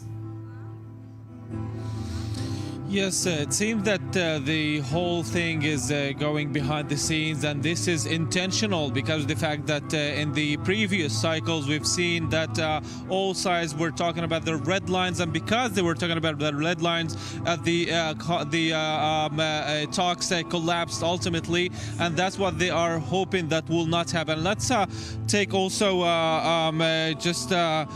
see the hundreds of people here gathering in the Hostages Square on this Tuesday night that has been going on for over a year now. Every Tuesday, people gather here. Of course, the families of the hostages give speeches and call for the release of their loved ones, and the people here also support them with this music in the background. Now, we've had also some very interesting statements from the president-elect Donald Trump, and also the Middle East envoy Steve Witkoff, that said that he will travel to Doha either today or tomorrow to participate or take part in the ongoing negotiations there. He said that he hopes that things will be positive and good things will be heard before January 20th, before the inauguration. And Trump intervened actually and said if the hostages once again are not back by the time that he is inaugurated, then hell will break out in the Middle East. That's what he said. He said that he doesn't need to define what hell means. He just said that it will not be good for Hamas. It will not be good for anyone. And that's something that I assume would be the families of the hostages would be pleased to hear. He mentioned also the fact that 5 American hostages are also held in captivity in Gaza, and he will do all the effort needed in order to release them. That's happening while we are also hearing from the other side. From Israel, for example, President Herzog said today that there shouldn't be lots of things said about the negotiations, but they are ongoing and they are intense. Also, Hamas's official, Osama Hamdan, said that he doesn't want to give more details or get into details about the ongoing negotiations. He just mentioned Hamas's general demands, and apparently again this is intentional in order to pave the way for the negotiations to actually reach a point where all parties can declare that the agreement is reached. Hopefully that will happen according to what Trump has been saying before January 20th, but it's very interesting also to see what would happen if in fact this did not actually reach a hostage deal after he is inaugurated on January 20th. It is a short time frame for still a lot of details to be hammered out. Balir Sladin bringing us the latest from Hostages Square. Thanks for that update. Now, still with me in studio, Lieutenant Colonel in Reserves Doron Avital and our I-24 News correspondent Robert Swift. Doron, I want to begin with the statements we've heard from the Israel Foreign Ministry, basically stating that there needs to be more international pressure put on mediators. Qatar, a place that houses the billionaire Hamas outside of the group. And so what more can Qatar, some of these other mediators, actually be doing to put leverage over Hamas? Are they holding up these negotiations in any way? I'm not sure. I mean, they put their pressure, and I think the U.S. putting a lot of pressure on Qatar. So the question is the geometry of the deal, what at stake here. So we are talking about a humanitarian deal, and there's some sense of optimism about the possibility of this deal. The only problem is that there's fear among the families, and also we might say among Hamas that maybe this minimal humanitarian deal is not a step forward to the bigger deal. And the bigger deal has to do, in the end, with some kind of cessation of fire, some kind of a new picture for Gaza, some kind of a day after, some kind of a new ruler to Gaza. And since this is not yet at place, so it's not clear how can we move forward. We can actually understand the real frustration and fear with the family, with the hostages, the families that are not so-called at the list. They are afraid there will be a minimal humanitarian deal, some would be released, and then we stuck again for a few months of a guerrilla warfare in Gaza and no progress ahead. So I think the deal should be a step forward to a bigger deal, and this is what should be the context, and I think that's what we are trying to push, and this is what Trump is trying to push. The problem is the day after and who is going to govern Gaza, and this is the problem that we're seeing not only from outside with Israel. In fact, Gideon Sar is actually in the UAE speaking to different people, as the UAE might have some sort of a role inside this. This is an important insight, because in the end, even let's take a minister like Amsalem, a far right-wing minister, and he says we should treat Gaza as if it's the Palestinian, as if it's the West Bank, ABC, territories, whatever. But this means that we treat the Palestinian Authority as a counterpart to Gaza. And the Emirates, that's what they say exactly. They say, we are willing to participate, sending forces, whatever, but the context should be maybe a reformed Palestinian Authority. They like Salim Fayyad, who was the prime minister in the previous Palestinian Authority. They like figures like that are professional and represent some kind of professionalism that they can really operate and activate some kind of a new ruling. In order to replace Hamas, we have to have an alternative. It's that simple. Everybody understands it. And the Israeli government should put a plan and work with its coalition forward. But even with that, we're seeing the discrepancies between the Palestinian Authority, Mahmoud Abbas, and some sort of a Fatah, the Hamas as well, because there could be a technocratic government between them. But the PA doesn't want to see that either at this point. And so there's still a lot of rumblings even from within the Palestinian movements themselves when it comes to governing the day after, some of these challenges that are coming up. There is. I think the operation that you're seeing in Jenin in the West Bank is the Palestinian Authority attempting to show that it can handle something larger, but I don't see that necessarily correlates. As we've been discussing earlier this evening, the West Bank is not the Gaza Strip in a number of ways. And just because the PA can operate in Jenin doesn't mean it can operate in the Gaza Strip. I think the big elephant in the room, whatever you want to call it, is the fact that Israel isn't really articulating what it wants to achieve in the Gaza Strip. As we've also discussed this evening, the fighting there has just boiled down to guerrilla war. That's not good for the stronger actor. That's not good for Israel, because it levels out the playing field slightly. We're seeing that in the casualties that are coming out of the Gaza Strip in the IDF in the last few days. If that situation is going to continue, how is that useful for Israel if it doesn't go in any way? There is the other argument that Israel does have a plan, the general's plan, that some ministers within the Israeli government have made statements which appear to be in favor of that. But again, Israel has not openly said that that's what it's going for. The Prime Minister himself has not declared anything in that way. So Israel's allies, these parties that are involved in trying to see what is the next step afterwards, in the day after in Gaza, they're none the wiser either.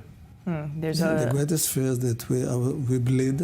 Our soldiers getting killed this guerrilla warfare. And also I think we have to think in terms of the whole conception of the world about Gaza. This is also an arena that we have to be very careful. We have the Palestinian, we have the humanitarian problems inside, the humanitarian aid, how to facilitate this humanitarian aid. It's also a problem. So, and we don't want to see, I don't know, something like Somalia in the 90s. Everybody remember the terrible film of Ridley Scott at the event of Black Hawk Down in Mogadishu. We don't want to see Mogadishu in Gaza, so we have to work out and try to shape the situation. Still a lot of question marks still on the table before anything can really be set in stone. But over the weekend, U.S. Secretary of State Antony Blinken, he did put the blame solely on Hamas for holding up a hostage release deal. And now Hamas actually says Blinken will be prosecuted for his role in the Gaza war. Hamas Politburo member Osama Hamdan called Blinken a, quote, partner in the war of extermination during a press conference in Algeria. Moving to news out of Yemen now. The United Nations Yemen mediator arrived in Houthi-controlled Sana'a on Monday in just the latest bid to urge the Iran-backed militia to accept peace and release employees from the UN and humanitarian agencies. The Houthis continue to claim more than a dozen aid workers it arrested back in June were Western spies, casting doubt to the success of international efforts. Our Middle East correspondent Ariel Osran has more. After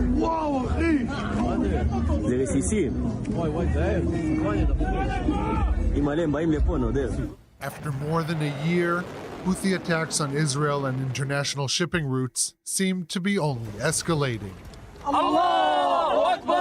The United Nations dispatched on Monday its special envoy for Yemen, Hans Grundberg, to Houthi-controlled Sana'a. His visit is part of the ongoing efforts to de-escalate the current tensions that have engulfed the region and Yemen. In addition, his efforts will focus on advancing the peace process. He will also be pushing for the release of the arbitrarily detained UN personnel and also from other NGOs, civil society, and diplomatic mission who remain detained. Back in June of last year, the Houthis arrested 16 UN staff members, as well as employees of diplomatic missions and NGO workers, claiming they were Western spies. By the grace and favor of God, an American-Israeli espionage network has been apprehended. This network carried out espionage and sabotage operations in official and unofficial institutions for decades in favor of the enemy, through its members directly linked to the American CIA. Amid the recent UN push to negotiate their release, Houthi TV station Al Masira aired on Monday a report detailing how the aid workers allegedly gathered information on strategic sites in Houthi-controlled areas. In the half-an-hour-long report, the arrested suspects allegedly confessed to carrying out the espionage missions for Western intelligence agencies. ضباط بريطانيين دربونا على استخدام الجوال كيف تفتح الخرائط نشتغل معهم هنا في صنعاء ويعني يكونوا يرسلوا لنا احداثيات ونصور لهم مواقع. Also, the Director General of the World Health Organization traveled to Yemen over Christmas to negotiate the release of the UN staff and was caught in the midst of an Israeli airstrike on the Sana'a International Airport ahead of his departure. I was in Yemen on a United Nations mission to negotiate with the country's de facto authorities for the release of detained UN staff and other humanitarians. The talks with the Houthis proceeded positively, and we hope they will bear fruit. Back in August, the Houthis stormed the headquarters of the United Nations Human Rights Office in Sana'a, the latest step in their ongoing crackdown against UN agencies and foreign embassies. And despite international efforts to help an ailing Yemen, currently suffering from the worst humanitarian crisis in the world, the Houthi regime continues to be openly brazen and indifferent to the suffering of their own people. Now to an exclusive story you will only see it right here on I-24 News. Following an I-24 News investigation, a major American investment advisory firm has removed negative investment ratings on 2 U.S. companies for their roles in providing equipment and support to the IDF. Let's break down what he has uncovered. Our I-24 News senior U.S. correspondent Mike Wagenheim is joining us from Washington. Mike, a major American investment advisory firm now taking note of your investigation, removing their negative ratings. Tell us what you've learned.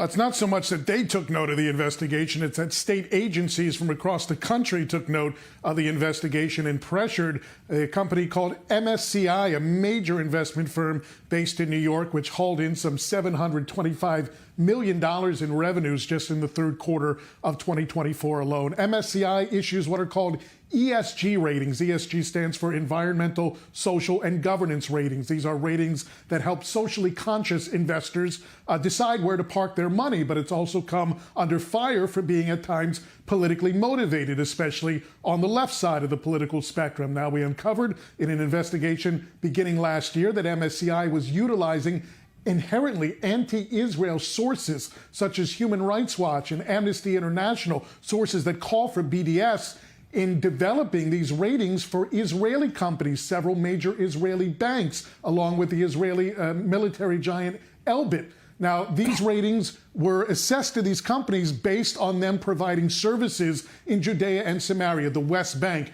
to Jewish communities or settlements there. But we also uncovered in our investigation that negative ratings were being assigned to two Illinois-based companies. You may have heard of them, Motorola and Caterpillar, behemoths, Motorola Telecommunications, Caterpillar in equipment manufacturing. Those negative ratings were assigned to those companies because of their provision of equipment to the IDF, including human movement sensors along the security barrier developed during the course of the Second Intifada. Now, MSCI, as a result of our investigations, came under their own investigation by 18 states last year, led by Florida's Attorney General. But we found out during the fall that the Illinois Investment Policy Board also opened an inquiry of MSCI. Those two entities met during the fall, and as would have it, in their December renewed ratings or revised ratings of Motorola and Caterpillar, MSCI removed those damaging assessments related to Motorola and Caterpillar's provision of equipment to the IDF and to entities in Judea and Samaria, the West Bank, and thereby improved Motorola and Caterpillar's overall investment ratings from A to AA. The fate of those ratings for Israeli banks and for Elbit still to be determined, as those multi-state investigations remain unfolding at this point in time. MSCI has denied to I-24 multiple times that they utilize BDS sources in their ratings, and they also deny that they take part in any sort of BDS practices. But obviously, these states, in opening up their investigations and pressuring MSCI, feel differently. Quite the outcome from this investigative report that you have spearheaded. Mike Wagenheim, thank you for bringing it down for us. And I know you'll continue to dig into these outgoings and any of these wrongdoings from these companies. Thanks so much for that update. Now, meanwhile, in Iran, the Islamic Republic has reportedly doubled its military drills to counter any new threats, whether those be coming from the incoming Trump administration or from Israel. The IRGC confirms it has started drills near the Natanz nuclear facility in the center of the country as part of exercises planned nationwide. Around 30 maritime land and air drills across 6 Iranian provinces will continue for at least 2 more months. Well, coming back here in studio, this does all follow especially one of Israel's past operations targeting the Iranian defense systems. Now we see them preparing those defense systems as well. What should we make of these drills right now? First of all, we did had a lot of success in dismantling some of those air defense mechanisms of Iran, and now that Syria is really, after the attacks we conducted in Syria, we have a sort of an open path to attacking Iran if we decide to attack. I would assume that an attack against the nuclear infrastructure would be only in sync with the U.S., so I think we would wait. I don't want to predict in the next 2 weeks an attack that is not at the sync with the U.S., and I'm not sure the current administration will play such a move in those 2 weeks. So Trump would enter the decision which should be made how to tackle the nuclear program of Iran. And in this context, the Iranians are trying to project, listen, you think we are not protected, we have air defense mechanism, we are exercising, they are in play, don't try us, this is the move. I think it's both a PR move in many respects, and also a military move to be prepared to a possibility of such an attack if indeed this would happen. Oh, so certainly it's a little bit of the optics as well when it comes down to all of this, and we'll have to see exactly what does happen. PR is always in the Middle East. PR is part of the game. It's everything when it comes to these different drills and the images that come out of them as well. But it does show that they might be a little bit prepared for whatever might be in store. Lieutenant Colonel in Reserves Doron Avital and our I-24 News correspondent Robert Swift, thank you for joining us and giving us your insight on this edition of The Rundown. Now to some major news out of Canada, where Prime Minister Justin Trudeau has resigned following months of opposition from within his own party. The departure of his finance minister just last month and public rebuke of Trudeau's priorities led to more than 20 of his members of parliament publicly calling for the Prime Minister to step down. Our Emma Siegel has the details. I intend to resign as party leader, as Prime Minister. Amid plummeting poll numbers and internal dissent, Prime Minister Justin Trudeau announced he will step down as the country's leader. Canadians deserve a real choice in the next election, and it has become obvious to me with the internal battles that I cannot be the one to carry the Liberal standard into the next election. The decision comes as Canada's Jewish leaders have harshly criticized Trudeau for what they say are his failures to support Israel and stand against the skyrocketing cases of anti-Semitism in Canada. Trudeau faced declining support among Canada's Jewish population of approximately 335,000. Unfortunately, hate crimes have risen in Toronto, particularly targeting the Jewish community. While many different communities have been targeted, the greatest increase has been against the Jewish community by 69%. Since Hamas's October 7th massacre in southern Israel and resulting Gaza war, multiple synagogues and Jewish day schools in major cities have been targeted by gunfire and vandalism. Pro-Palestinian groups have been protesting in largely Jewish areas, accusing its residents of genocide. You're a baby killer? You support genocide. Although in his first few years as Prime Minister, Trudeau made several gestures towards the Jewish community, he and his government have become increasingly pointed in their criticism of Israel's handling of the war.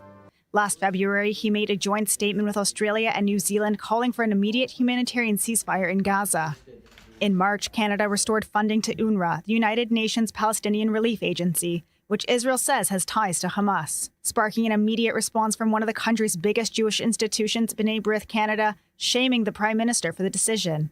In contrast, opposition leader Pierre Poilievre has actively courted the country's Jewish vote with pro-Israel speeches and blaming Trudeau for the spike in anti-Semitism. Trudeau said he will stay on his post until the party chooses a replacement, ending his almost decade-long run in office. Now, here's a chilling story out of Japan. 3 Israelis were trapped for 24 hours on the Hakuba mountain range in below freezing temperatures, all suffering from hypothermia. The 3 got stranded while snowboarding after straying off the marked trail, and due to severe weather conditions, they weren't rescued until a full day later. The 3 Israelis are reportedly now in good health. Now, it's been 10 years since gunmen stormed the offices of the satirical newspaper Charlie Hebdo, killing 12 people and shaking France to its core.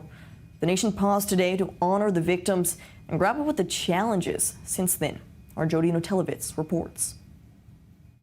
France on Tuesday commemorated the victims of the 2015 assault on Charlie Hebdo that began an outbreak of Islamist militant attacks in the country and stoked a debate on press freedoms that still rages today. 2 masked al-Qaeda-linked gunmen with assault rifles stormed what were then the offices of the satirical magazine and killed 12 people. The attackers sought to avenge the Prophet Muhammad nearly a decade after the atheist and frequently provocative magazine published cartoons mocking the Prophet. The killing spurred an outpouring of national sympathy expressed in the slogan, Je suis Charlie, meaning I am Charlie, and prompted a debate about freedom of expression and religion in secular France. In the 2 days following the Charlie Hebdo shooting, a third attacker linked to the Islamic State killed a police officer and then 4 Jewish hostages in a kosher supermarket in Paris. All 3 gunmen died in shootouts with the police in separate standoffs, while Peter Sharif, accused of being the architect of the Charlie Hebdo attack, was sentenced to life imprisonment in 2024. French President Emmanuel Macron and Paris Mayor Anne Hidalgo are leading the commemorations, which include a wreath-laying ceremony and a minute's silence at 2 other locations in the capital. And Charlie Hebdo marked the anniversary for the attack on its newsroom with a special edition of the magazine. On the cover of the 32-page issue, a man sits on the butt of a gun in front of the word indestructible.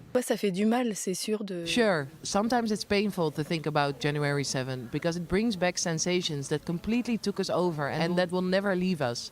I feel like this journey through January 7 will have to go through it for a long while and until the end. But I like to think that the most important thing is that we are here and that the newspaper is alive. That is something vital. Now, those are all the stories we have for you on this latest edition of The Rundown. I want to give you a reminder of our top stories at this hour. A manhunt is still underway for 3 terrorists who killed 3 Israelis yesterday. It has been more than 30 hours that this manhunt is underway in the West Bank. Israeli forces still working to track them down. Meanwhile, in the Gaza Strip, 1 soldier was killed during fighting today in the northern part of the Gaza Strip. And all of this as hostage talks are still underway. Incoming President Donald Trump reiterating all hell will be paid if the 100 hostages are not returned home by the time he enters office January 20th. That is only 2 weeks away. We will continue to bring you all of the latest on these developing stories. You can head to i24news.tv for any updates right there. For now, this is the latest edition of The Rundown. I'm Nicole Zedek. Thanks for joining us this evening.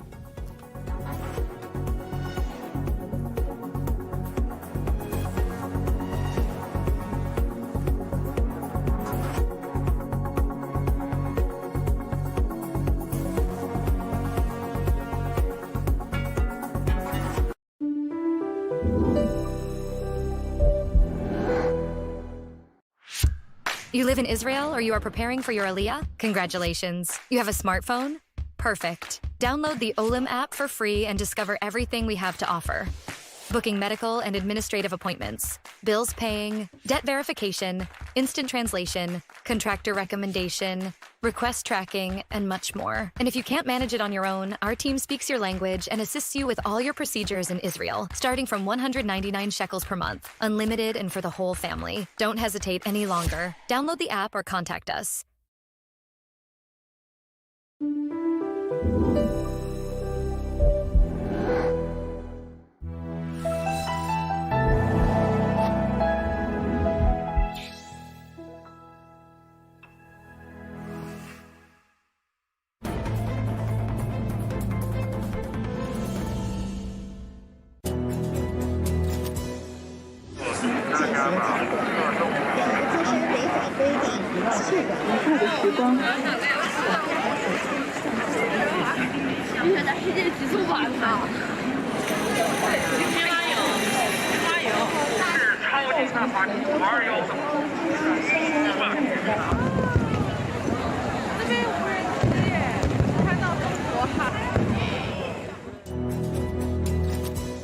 Shalom.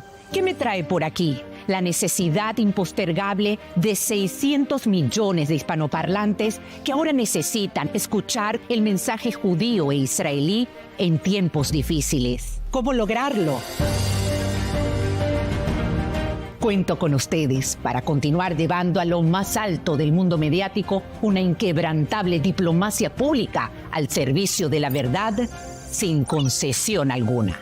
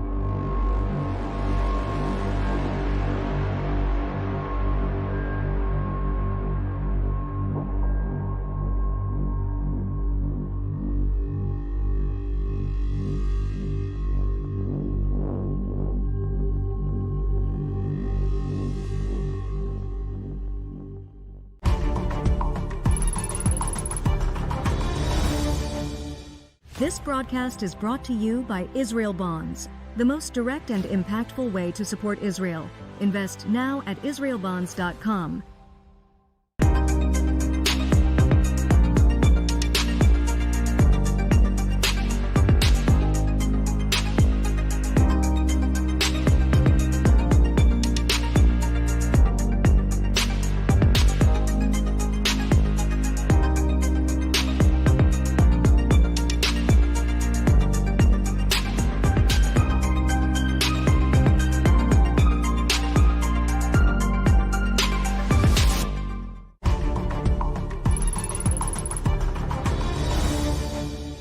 This broadcast is brought to you by Israel Bonds, the most direct and impactful way to support Israel.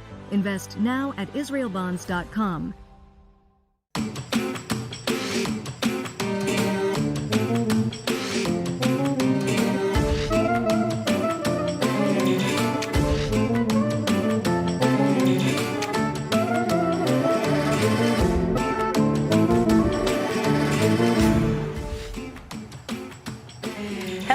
Welcome to Jewish World Weekly on I-24 News. I'm Emily Francis. Each week, we're going to focus on stories, issues, and personalities of Jewish interest here in Israel and throughout the global Jewish community. And we're starting with our top 5 items in the Jewish world this week, presented by Nicole Zedek. Nicole. Thanks, Emily. Here are your top 5 items in the Jewish world this week. An investigation by a U.S. Senate panel uncovered strong links between the Swiss bank, Credit Suisse, and the Nazis during World War II. The Senate report cites tens of thousands of documents claiming senior Nazi members stored money in Credit Suisse accounts. The bank had previously denied any relations with the Nazi Party or its members.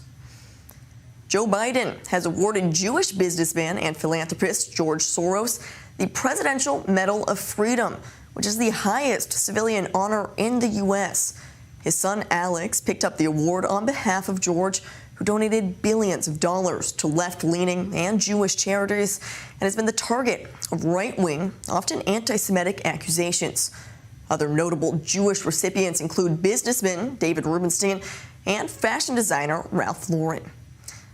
A representative of the Syrian interim government met up with the head of Syria's tiny Jewish community, giving reassurances over the country's future. Mohammed Badawrieh, an aide to Ahmed al-Sharaa, told the country's Jewish community, quote, "There's no more fear, there's no more secret police. We are a democratic state." Right now, there are only 9 Jews believed to be left in Syria. It was a big night for Jewish actors and films at the Golden Globe Awards. Most notably, the Best Actor in a Drama award went to Adrian Brody for his role as a Holocaust survivor in The Brutalist, beating other nominees, including Timothée Chalamet, who played Bob Dylan in A Complete Unknown. The Brutalist also won Best Film and Best Director. And finally, Jews around the world celebrated the close of Hanukkah, the Festival of Light. Candles were lit outside the historically significant Brandenburg Gate in Berlin. Ukraine's Jewish President Volodymyr Zelensky lit candles with members of Ukraine's Jewish community. And Israeli soccer star Manor Solomon led a ceremony by the field in Leeds' Ellen Road Stadium. Now, a very happy Hanukkah to all those who celebrated. Those are your top items in the Jewish world this week. Back to you, Emily. Just as anti-Semitic violence is sprouting up all over Holland, including an attack on Israelis and Jews at an Israeli soccer match in Amsterdam in November, now a Dutch war in court database has listed as many as 425,000 suspected Nazi collaborators during German occupation during World War II.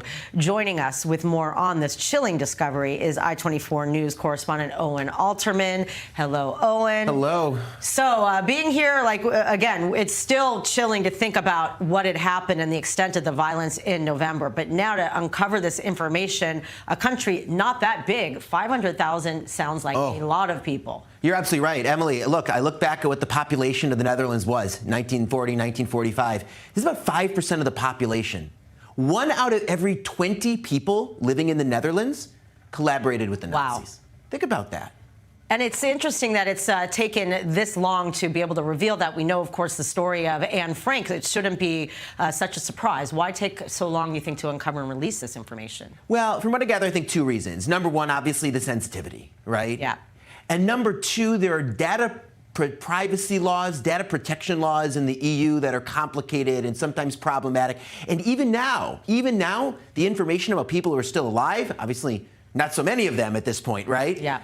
But the data about some of those who are still alive are still protected by those rules. People who have passed away, it's not. So part of this, I think, was the passage of time so that those regulations wouldn't get in the way. Right. And some of those still alive, in a way, have probably been hiding from that. So in a way, and just think about the families. Yeah. Think about the families. I mean, these are people's grandparents. About their grandparents, great-grandparents that are now going to be exposed. Now, this isn't as if this information's on the internet. You have to actually make a request to go in and to look and to search. But the information is out there for the public, Emily. Wow. Researchers can go in, individuals can go in, and people can find out. About 5% of the population of the Netherlands, 1 out of every 20 Dutch people, collaborated with the Nazis. 100,000 Jews, 75% of the Netherlands Jews died in the Holocaust, of course, including Anne Frank, but certainly not only her.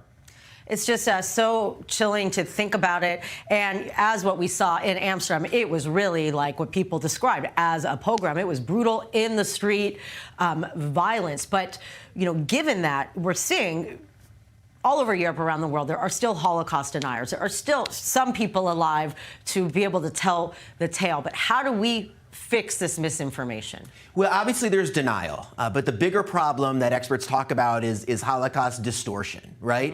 To say it wasn't so bad, or what Israel is doing as a Holocaust. Here's an example. Or in a lot of countries, especially in Eastern Europe, where a lot of the national heroes who stood up, let's say, to the Soviet Union in a place, or the Russians, right, in places like Lithuania or Ukraine.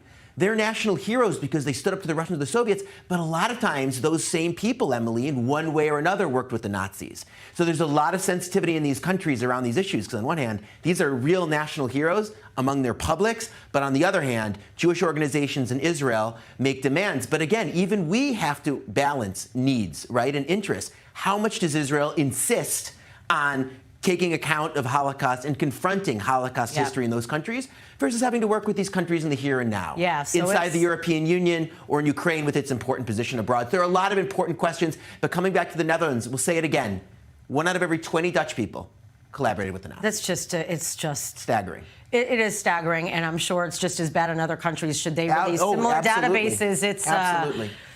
Along with the many righteous among the nations, along with the many righteous among the nations, we have to salute. Of course, 100%. Thank you very much, Owen Alterman. Thank you again. For sure.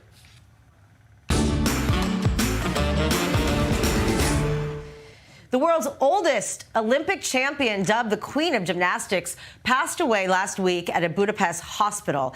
Agnes Kellett narrowly escaped Nazi persecution, yet she triumphed in the face of adversity.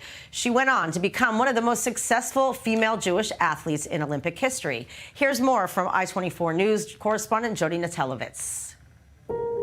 Agnes Kellett, a Holocaust survivor and the oldest living Olympic medal winner, has died aged 103 after being hospitalized with pneumonia in December. Forced off her gymnastics team in 1941 because of her Jewish ancestry, Kellett went into hiding in the Hungarian countryside, where she survived by assuming a false identity. I was Agnes Klein. Piroska Juhasz was a maid, and I swapped my clothes and papers. Of course, she didn't need papers. They just had to look at her to know she was a good little Christian girl. While hiding in the countryside, she kept training in secret on the banks of the river Danube in her free time, overcoming the loss of her father and other relatives in the Holocaust to become one of the most successful Jewish Olympic athletes. I was competing not because I liked it, but I did it because I wanted to see the world.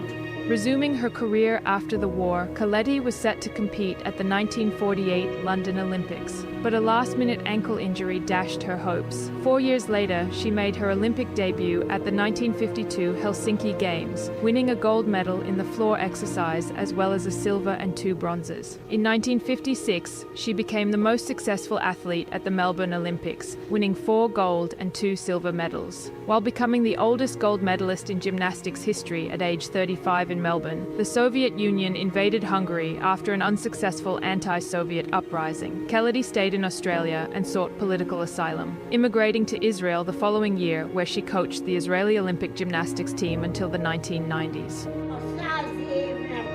These 100 years feel to me like 60. I live well and I love life.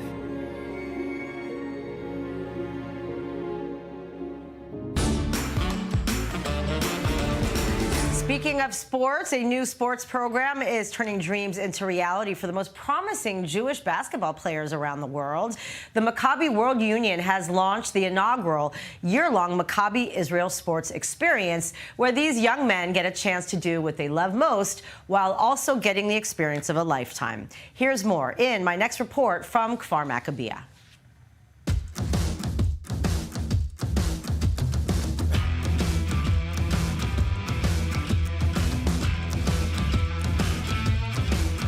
These promising young athletes are shooting for their future. My name is Alex Kirievsky. I'm 17. I'm from Sydney, Australia. My name is Jonathan Joel. I'm 24 years old and I'm from Cranston, Rhode Island. Levi Bano, and I'm from Montreal, Canada. And this team is already in sync, only a few weeks since beginning a special gap year basketball program called Maccabi Israel Sports Experience. When I came to Israel, it kind of like opened my eyes to people are risking their lives, to fight for this country, and people are doing extremely important things. So for me to play basketball, it's like a privilege. I think Israel is the best country in the world. It's amazing. I love the people here, the culture, obviously the food. I love the shawarma here. It's a weak spot in my heart. It's a dream come true for this dream team. They get to live on the Maccabi World Union's campus in Ramat Gan, and they get to experience all that Israel has to offer.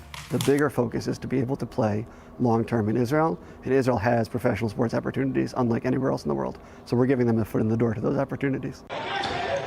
My senior year, we ended up taking the team to the playoffs. It was the first time in 5 years, so that was kind of a big accomplishment. And then from there, in college. Point guard Jonathan Joel credits his dedicated mom for keeping him on track. She raised my brother and I by herself. She was strict, but it was for the best. She's amazing. She's done all this by herself. Levi Banon grew up in Montreal, the son of Chabad emissaries. His talent stood out, and he left the nest during high school. In 10th grade, I moved to Los Angeles, and I went to school, Valley Torah, where we had the best Jewish team in the country for 2 years. We won the national championship for Jewish schools. For Alex, athleticism runs in the family. His mom competed in javelin in the Sydney Olympics. He also has talent in the field sports, but says since October 7th, anti-Semitism has infected the sports world for him. I've known this guy for years. Every single conversation, his eyes are darting down to my chest and seeing my Magen David. Next events we have, he gets his friend to come watch him compete. He gets him wearing a hoodie with the Israel landmass on it, but with a Palestinian flag in the middle of it. When I'm competing in my event, discus throw, you start facing the back. And there's a net. So I'm looking out the back, and he got his friend to stand in my line of vision when I'm trying to attempt a throw. He's pointing at him and he's doing this, go stand there. And I'm throwing that way and I'm facing this way. And I'm looking out the back of the circle, and I can just see the guy standing there with a massive hoodie, trying to get in my head. Free Palestine! Similarly, Alex's father was the victim of violence from pro-Palestinian mobs the day the Sydney Opera House was lit up in blue and white. I'm not going to say exactly what people were saying because not very nice language, but this is this, Jews, Jews, Jews, terrible stuff. And my dad just responds completely calmly and just says whatever they were saying about Jews, he would say about Hamas. And that obviously got a response of him being shoved, spat on. He got his Magen David completely ripped off. The sky's the limit for them here in Israel, which is why many have long-term dreams of playing here professionally. I wanted to continue playing, but only in Israel.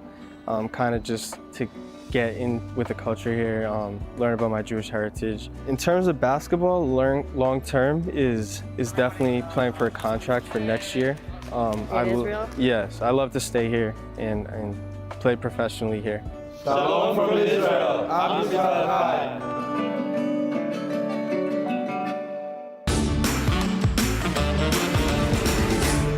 Changing gears as more and more descendants of Sephardic Jews forcibly converted during the Inquisition are discovering the truth 500 years later, but it's churning up deep emotions for many. But did you know many also includes scores of Native Americans from the United States, including our next guest, Elizabeth Kincaid-Freed, a Native American Jewish activist and founder of Indie Jewness. And we are so happy to have you here in Israel. Yay, Welcome, girl. Thank you so much. We met by Zoom a few years ago, and your dream was to end up being here, and here you are, which is a very interesting tie-in, growing up in the United States in West Virginia, thinking all these years you're 100% or nearly majorly Native American. Explain your journey. So growing up in West Virginia, if anyone asked me what I am, I would just respond Black, white, and Native. That's, you know. Then I got into genetic genealogy, life-shattering. So I'm 8 ethnicities, belong to 14 genetic groups. Hello. It's been an unbelievable and random journey, but it's all by providential design. Nothing is random. Yeah. Of course. So, you know, with that, there was a curiosity, and I think we know we've done a lot of stories on the descendants for hundreds of years, having to still be afraid of the Inquisition. People forget it wasn't a one-time thing. So over generations, this identity was kind of being hidden, and things you now realize are obvious. In your case, going to Catholic school. Yes. What was the feeling there, and was there just something you felt your soul was burning at that time? Well, going to Catholic school and attending Mass weekly and then more often during certain holidays, there was a familiarity, but also a disconnect that I wasn't part of what was happening, the pageantry. And my mother told me, typically around back to school shopping time, we're not like them, you're not one of them, don't pray with them. So that always had me more curious. So I know that I didn't necessarily listen all the time. But even in my research, I could see where a male was sent to be a priest representing the family to keep them hidden and safe from the Inquisition, or women were sent to convents just to show outwardly that you're devout, you're a devout Catholic. So just untangling all of that is what I'm here to do. Well, is quite a process, and you realize there's more discoveries. I mean, there's so many interesting customs, you know, unwittingly passing down. I'm sure for your mom, we're not like them. She probably heard from her mother, we heard from her grandmother and whatnot. So when you did find out your Sephardic Jewish ancestry, I remember some of it was the Dominican Republic, correct? So how did you feel? I imagine, one, exciting, but at the same time, confusing that you've been, in a way, lied to, or many like you. History has kind of whitewashed over these facts. Whitewashing. Well, I have a very safe, homogenous American name, Elizabeth Kincaid. So I fit in all of these spaces. Getting my DNA results and seeing these Sephardic surnames, Diaz, De La Rosa, Sanchez, Tejeda, just, hello, who am I? So once I dealt with really digesting that there's something disjointed, like I have not been told the entire truth, and researching and seeing I'm not alone. There are millions of us worldwide. The frustration and the anger that this was stolen from us, it's still being hidden from us, and that there is a real death grip to keep families' genealogies by the Catholic Church away from those who are finding out these family practices or epigenetic markers showing like families passing down responses to stress and triggers. Here to right a historical wrong, and I owe an enormous debt of gratitude to you, my husband Marvin Freed, to Ashley Perry, family name Perez, and Jeannie Milgram. Without all of you in this portrait. Thank you so much. I would not be here doing what I'm doing. This is a time that many, Isaiah, this is a time that was, predicted. So, with that, you started your own nonprofit, Indie Junis. Now you're here indefinitely trying to make Aliyah. I know you're waiting for your dog to get the proper paperwork. It's the only reason. But what is that pull? What is that calling for you to take it and come all the way here for it to feel authentic? I'm sure there's some archaic word that would describe it. I just don't have it right now. It is definitely a pull. I believe it's definitely visceral. It's ancient. I haven't pinpointed it yet. I don't know if I ever will. I believe so, but I don't know. It's when someone is lying to you and you know you're not hearing the truth, but when you finally hear the truth, you're like, oh, that's what it is. So that's the discovery. So every step of the way, it's like, yes, this is it. No, this is not. Oh, keep going, keep going. And now here you are. Here I am. Here you are, living amongst all of us. Welcome. We love having you here. And Elizabeth, thank you so much for sharing your story, and keep up the bravery, and much appreciated. Thank Elizabeth you. Kincaid-Fried, thank you. It's hard to believe that the timeless icon Elvis Presley would turn 90 this week if he hadn't died so young. Behind Elvis's larger-than-life persona was a real human being pondering the meaning of life. And his dear friend and so-called rabbi, as well as his hairdresser, Larry Geller, is keeping Elvis's legacy alive. He is the one who introduced Elvis to Jewish spirituality, leading him to not only don a Jewish chai necklace, but also to put a Magen David on his mother's grave. His mother, Gladys, who held a secret that she only revealed to young Elvis, that they come from an uninterrupted maternal line of Jewish women.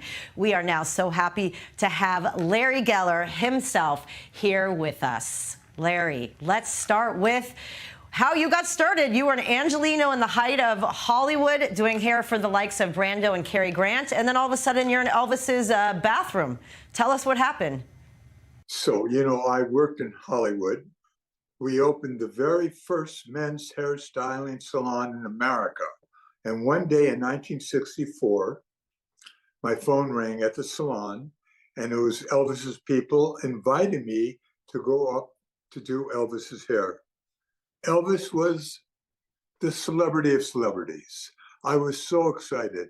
So I followed directions, went up to Elvis's home. I walk into his front door, through his front door, and he walks up to me, shakes his hand, my hand. He says, "Come on, man, let's go into my bathroom. We'll talk, and you do my hair." I said, "Great." And I began to do his hair. It took me about 35, 40 minutes.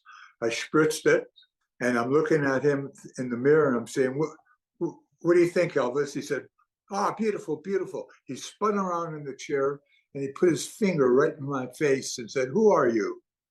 Who are you, Larry Geller?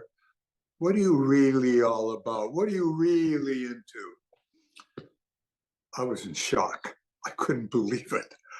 Here I am in the bathroom with Elvis Presley, the king of music and a movie star, the legend of legends. And he's asking me something so personal.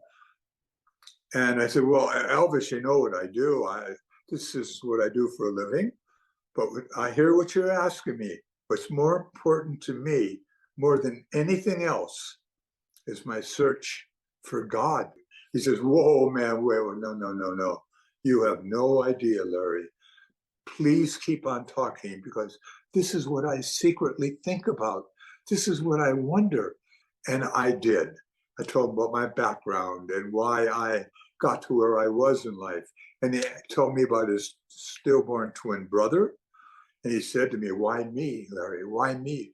Why did I survive and not my twin brother? What if he would have made it, not me? Would you be doing his hair right now?" This conversation led into a very profound conversation between the two of us, and we just clicked. And after 2 more hours, I said, "Elvis, look, Peter Sellers is waiting for me. I got to come back to the salon." He said, "Whoa, wait, I have a better idea. Why don't you quit your job and start working for me full time. What do you think?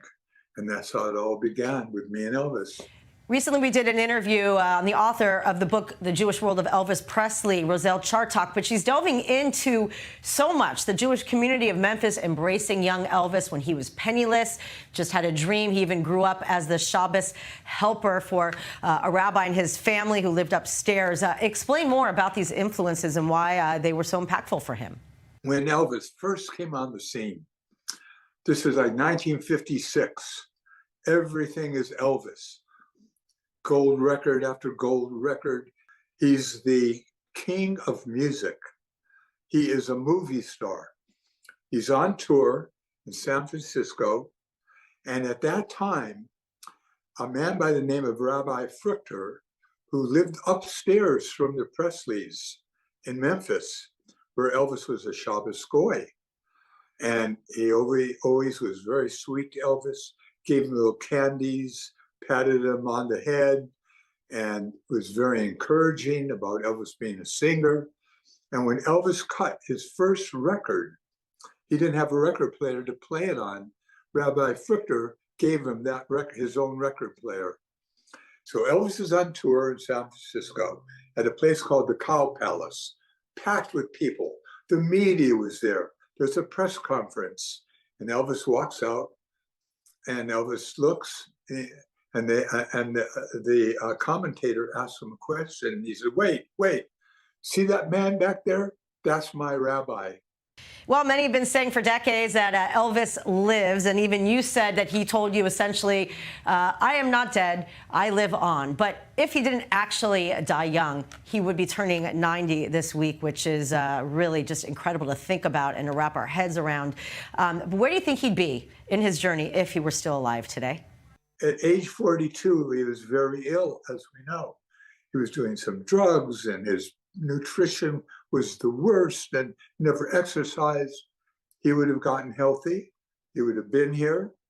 And I truly believe he would have gotten so deep in Judaism, and he would have been producing movies, and he was a humanitarian.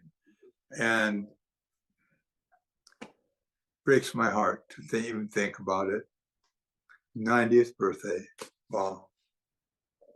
Larry Geller, thank you so much for sharing your touching story, and also good luck on the special Elvis project that you are working on. Emily, thank you so much for allowing me to be here with you in Israel. And this is so meaningful to me personally. And thank you again. And hopefully we'll do this again soon.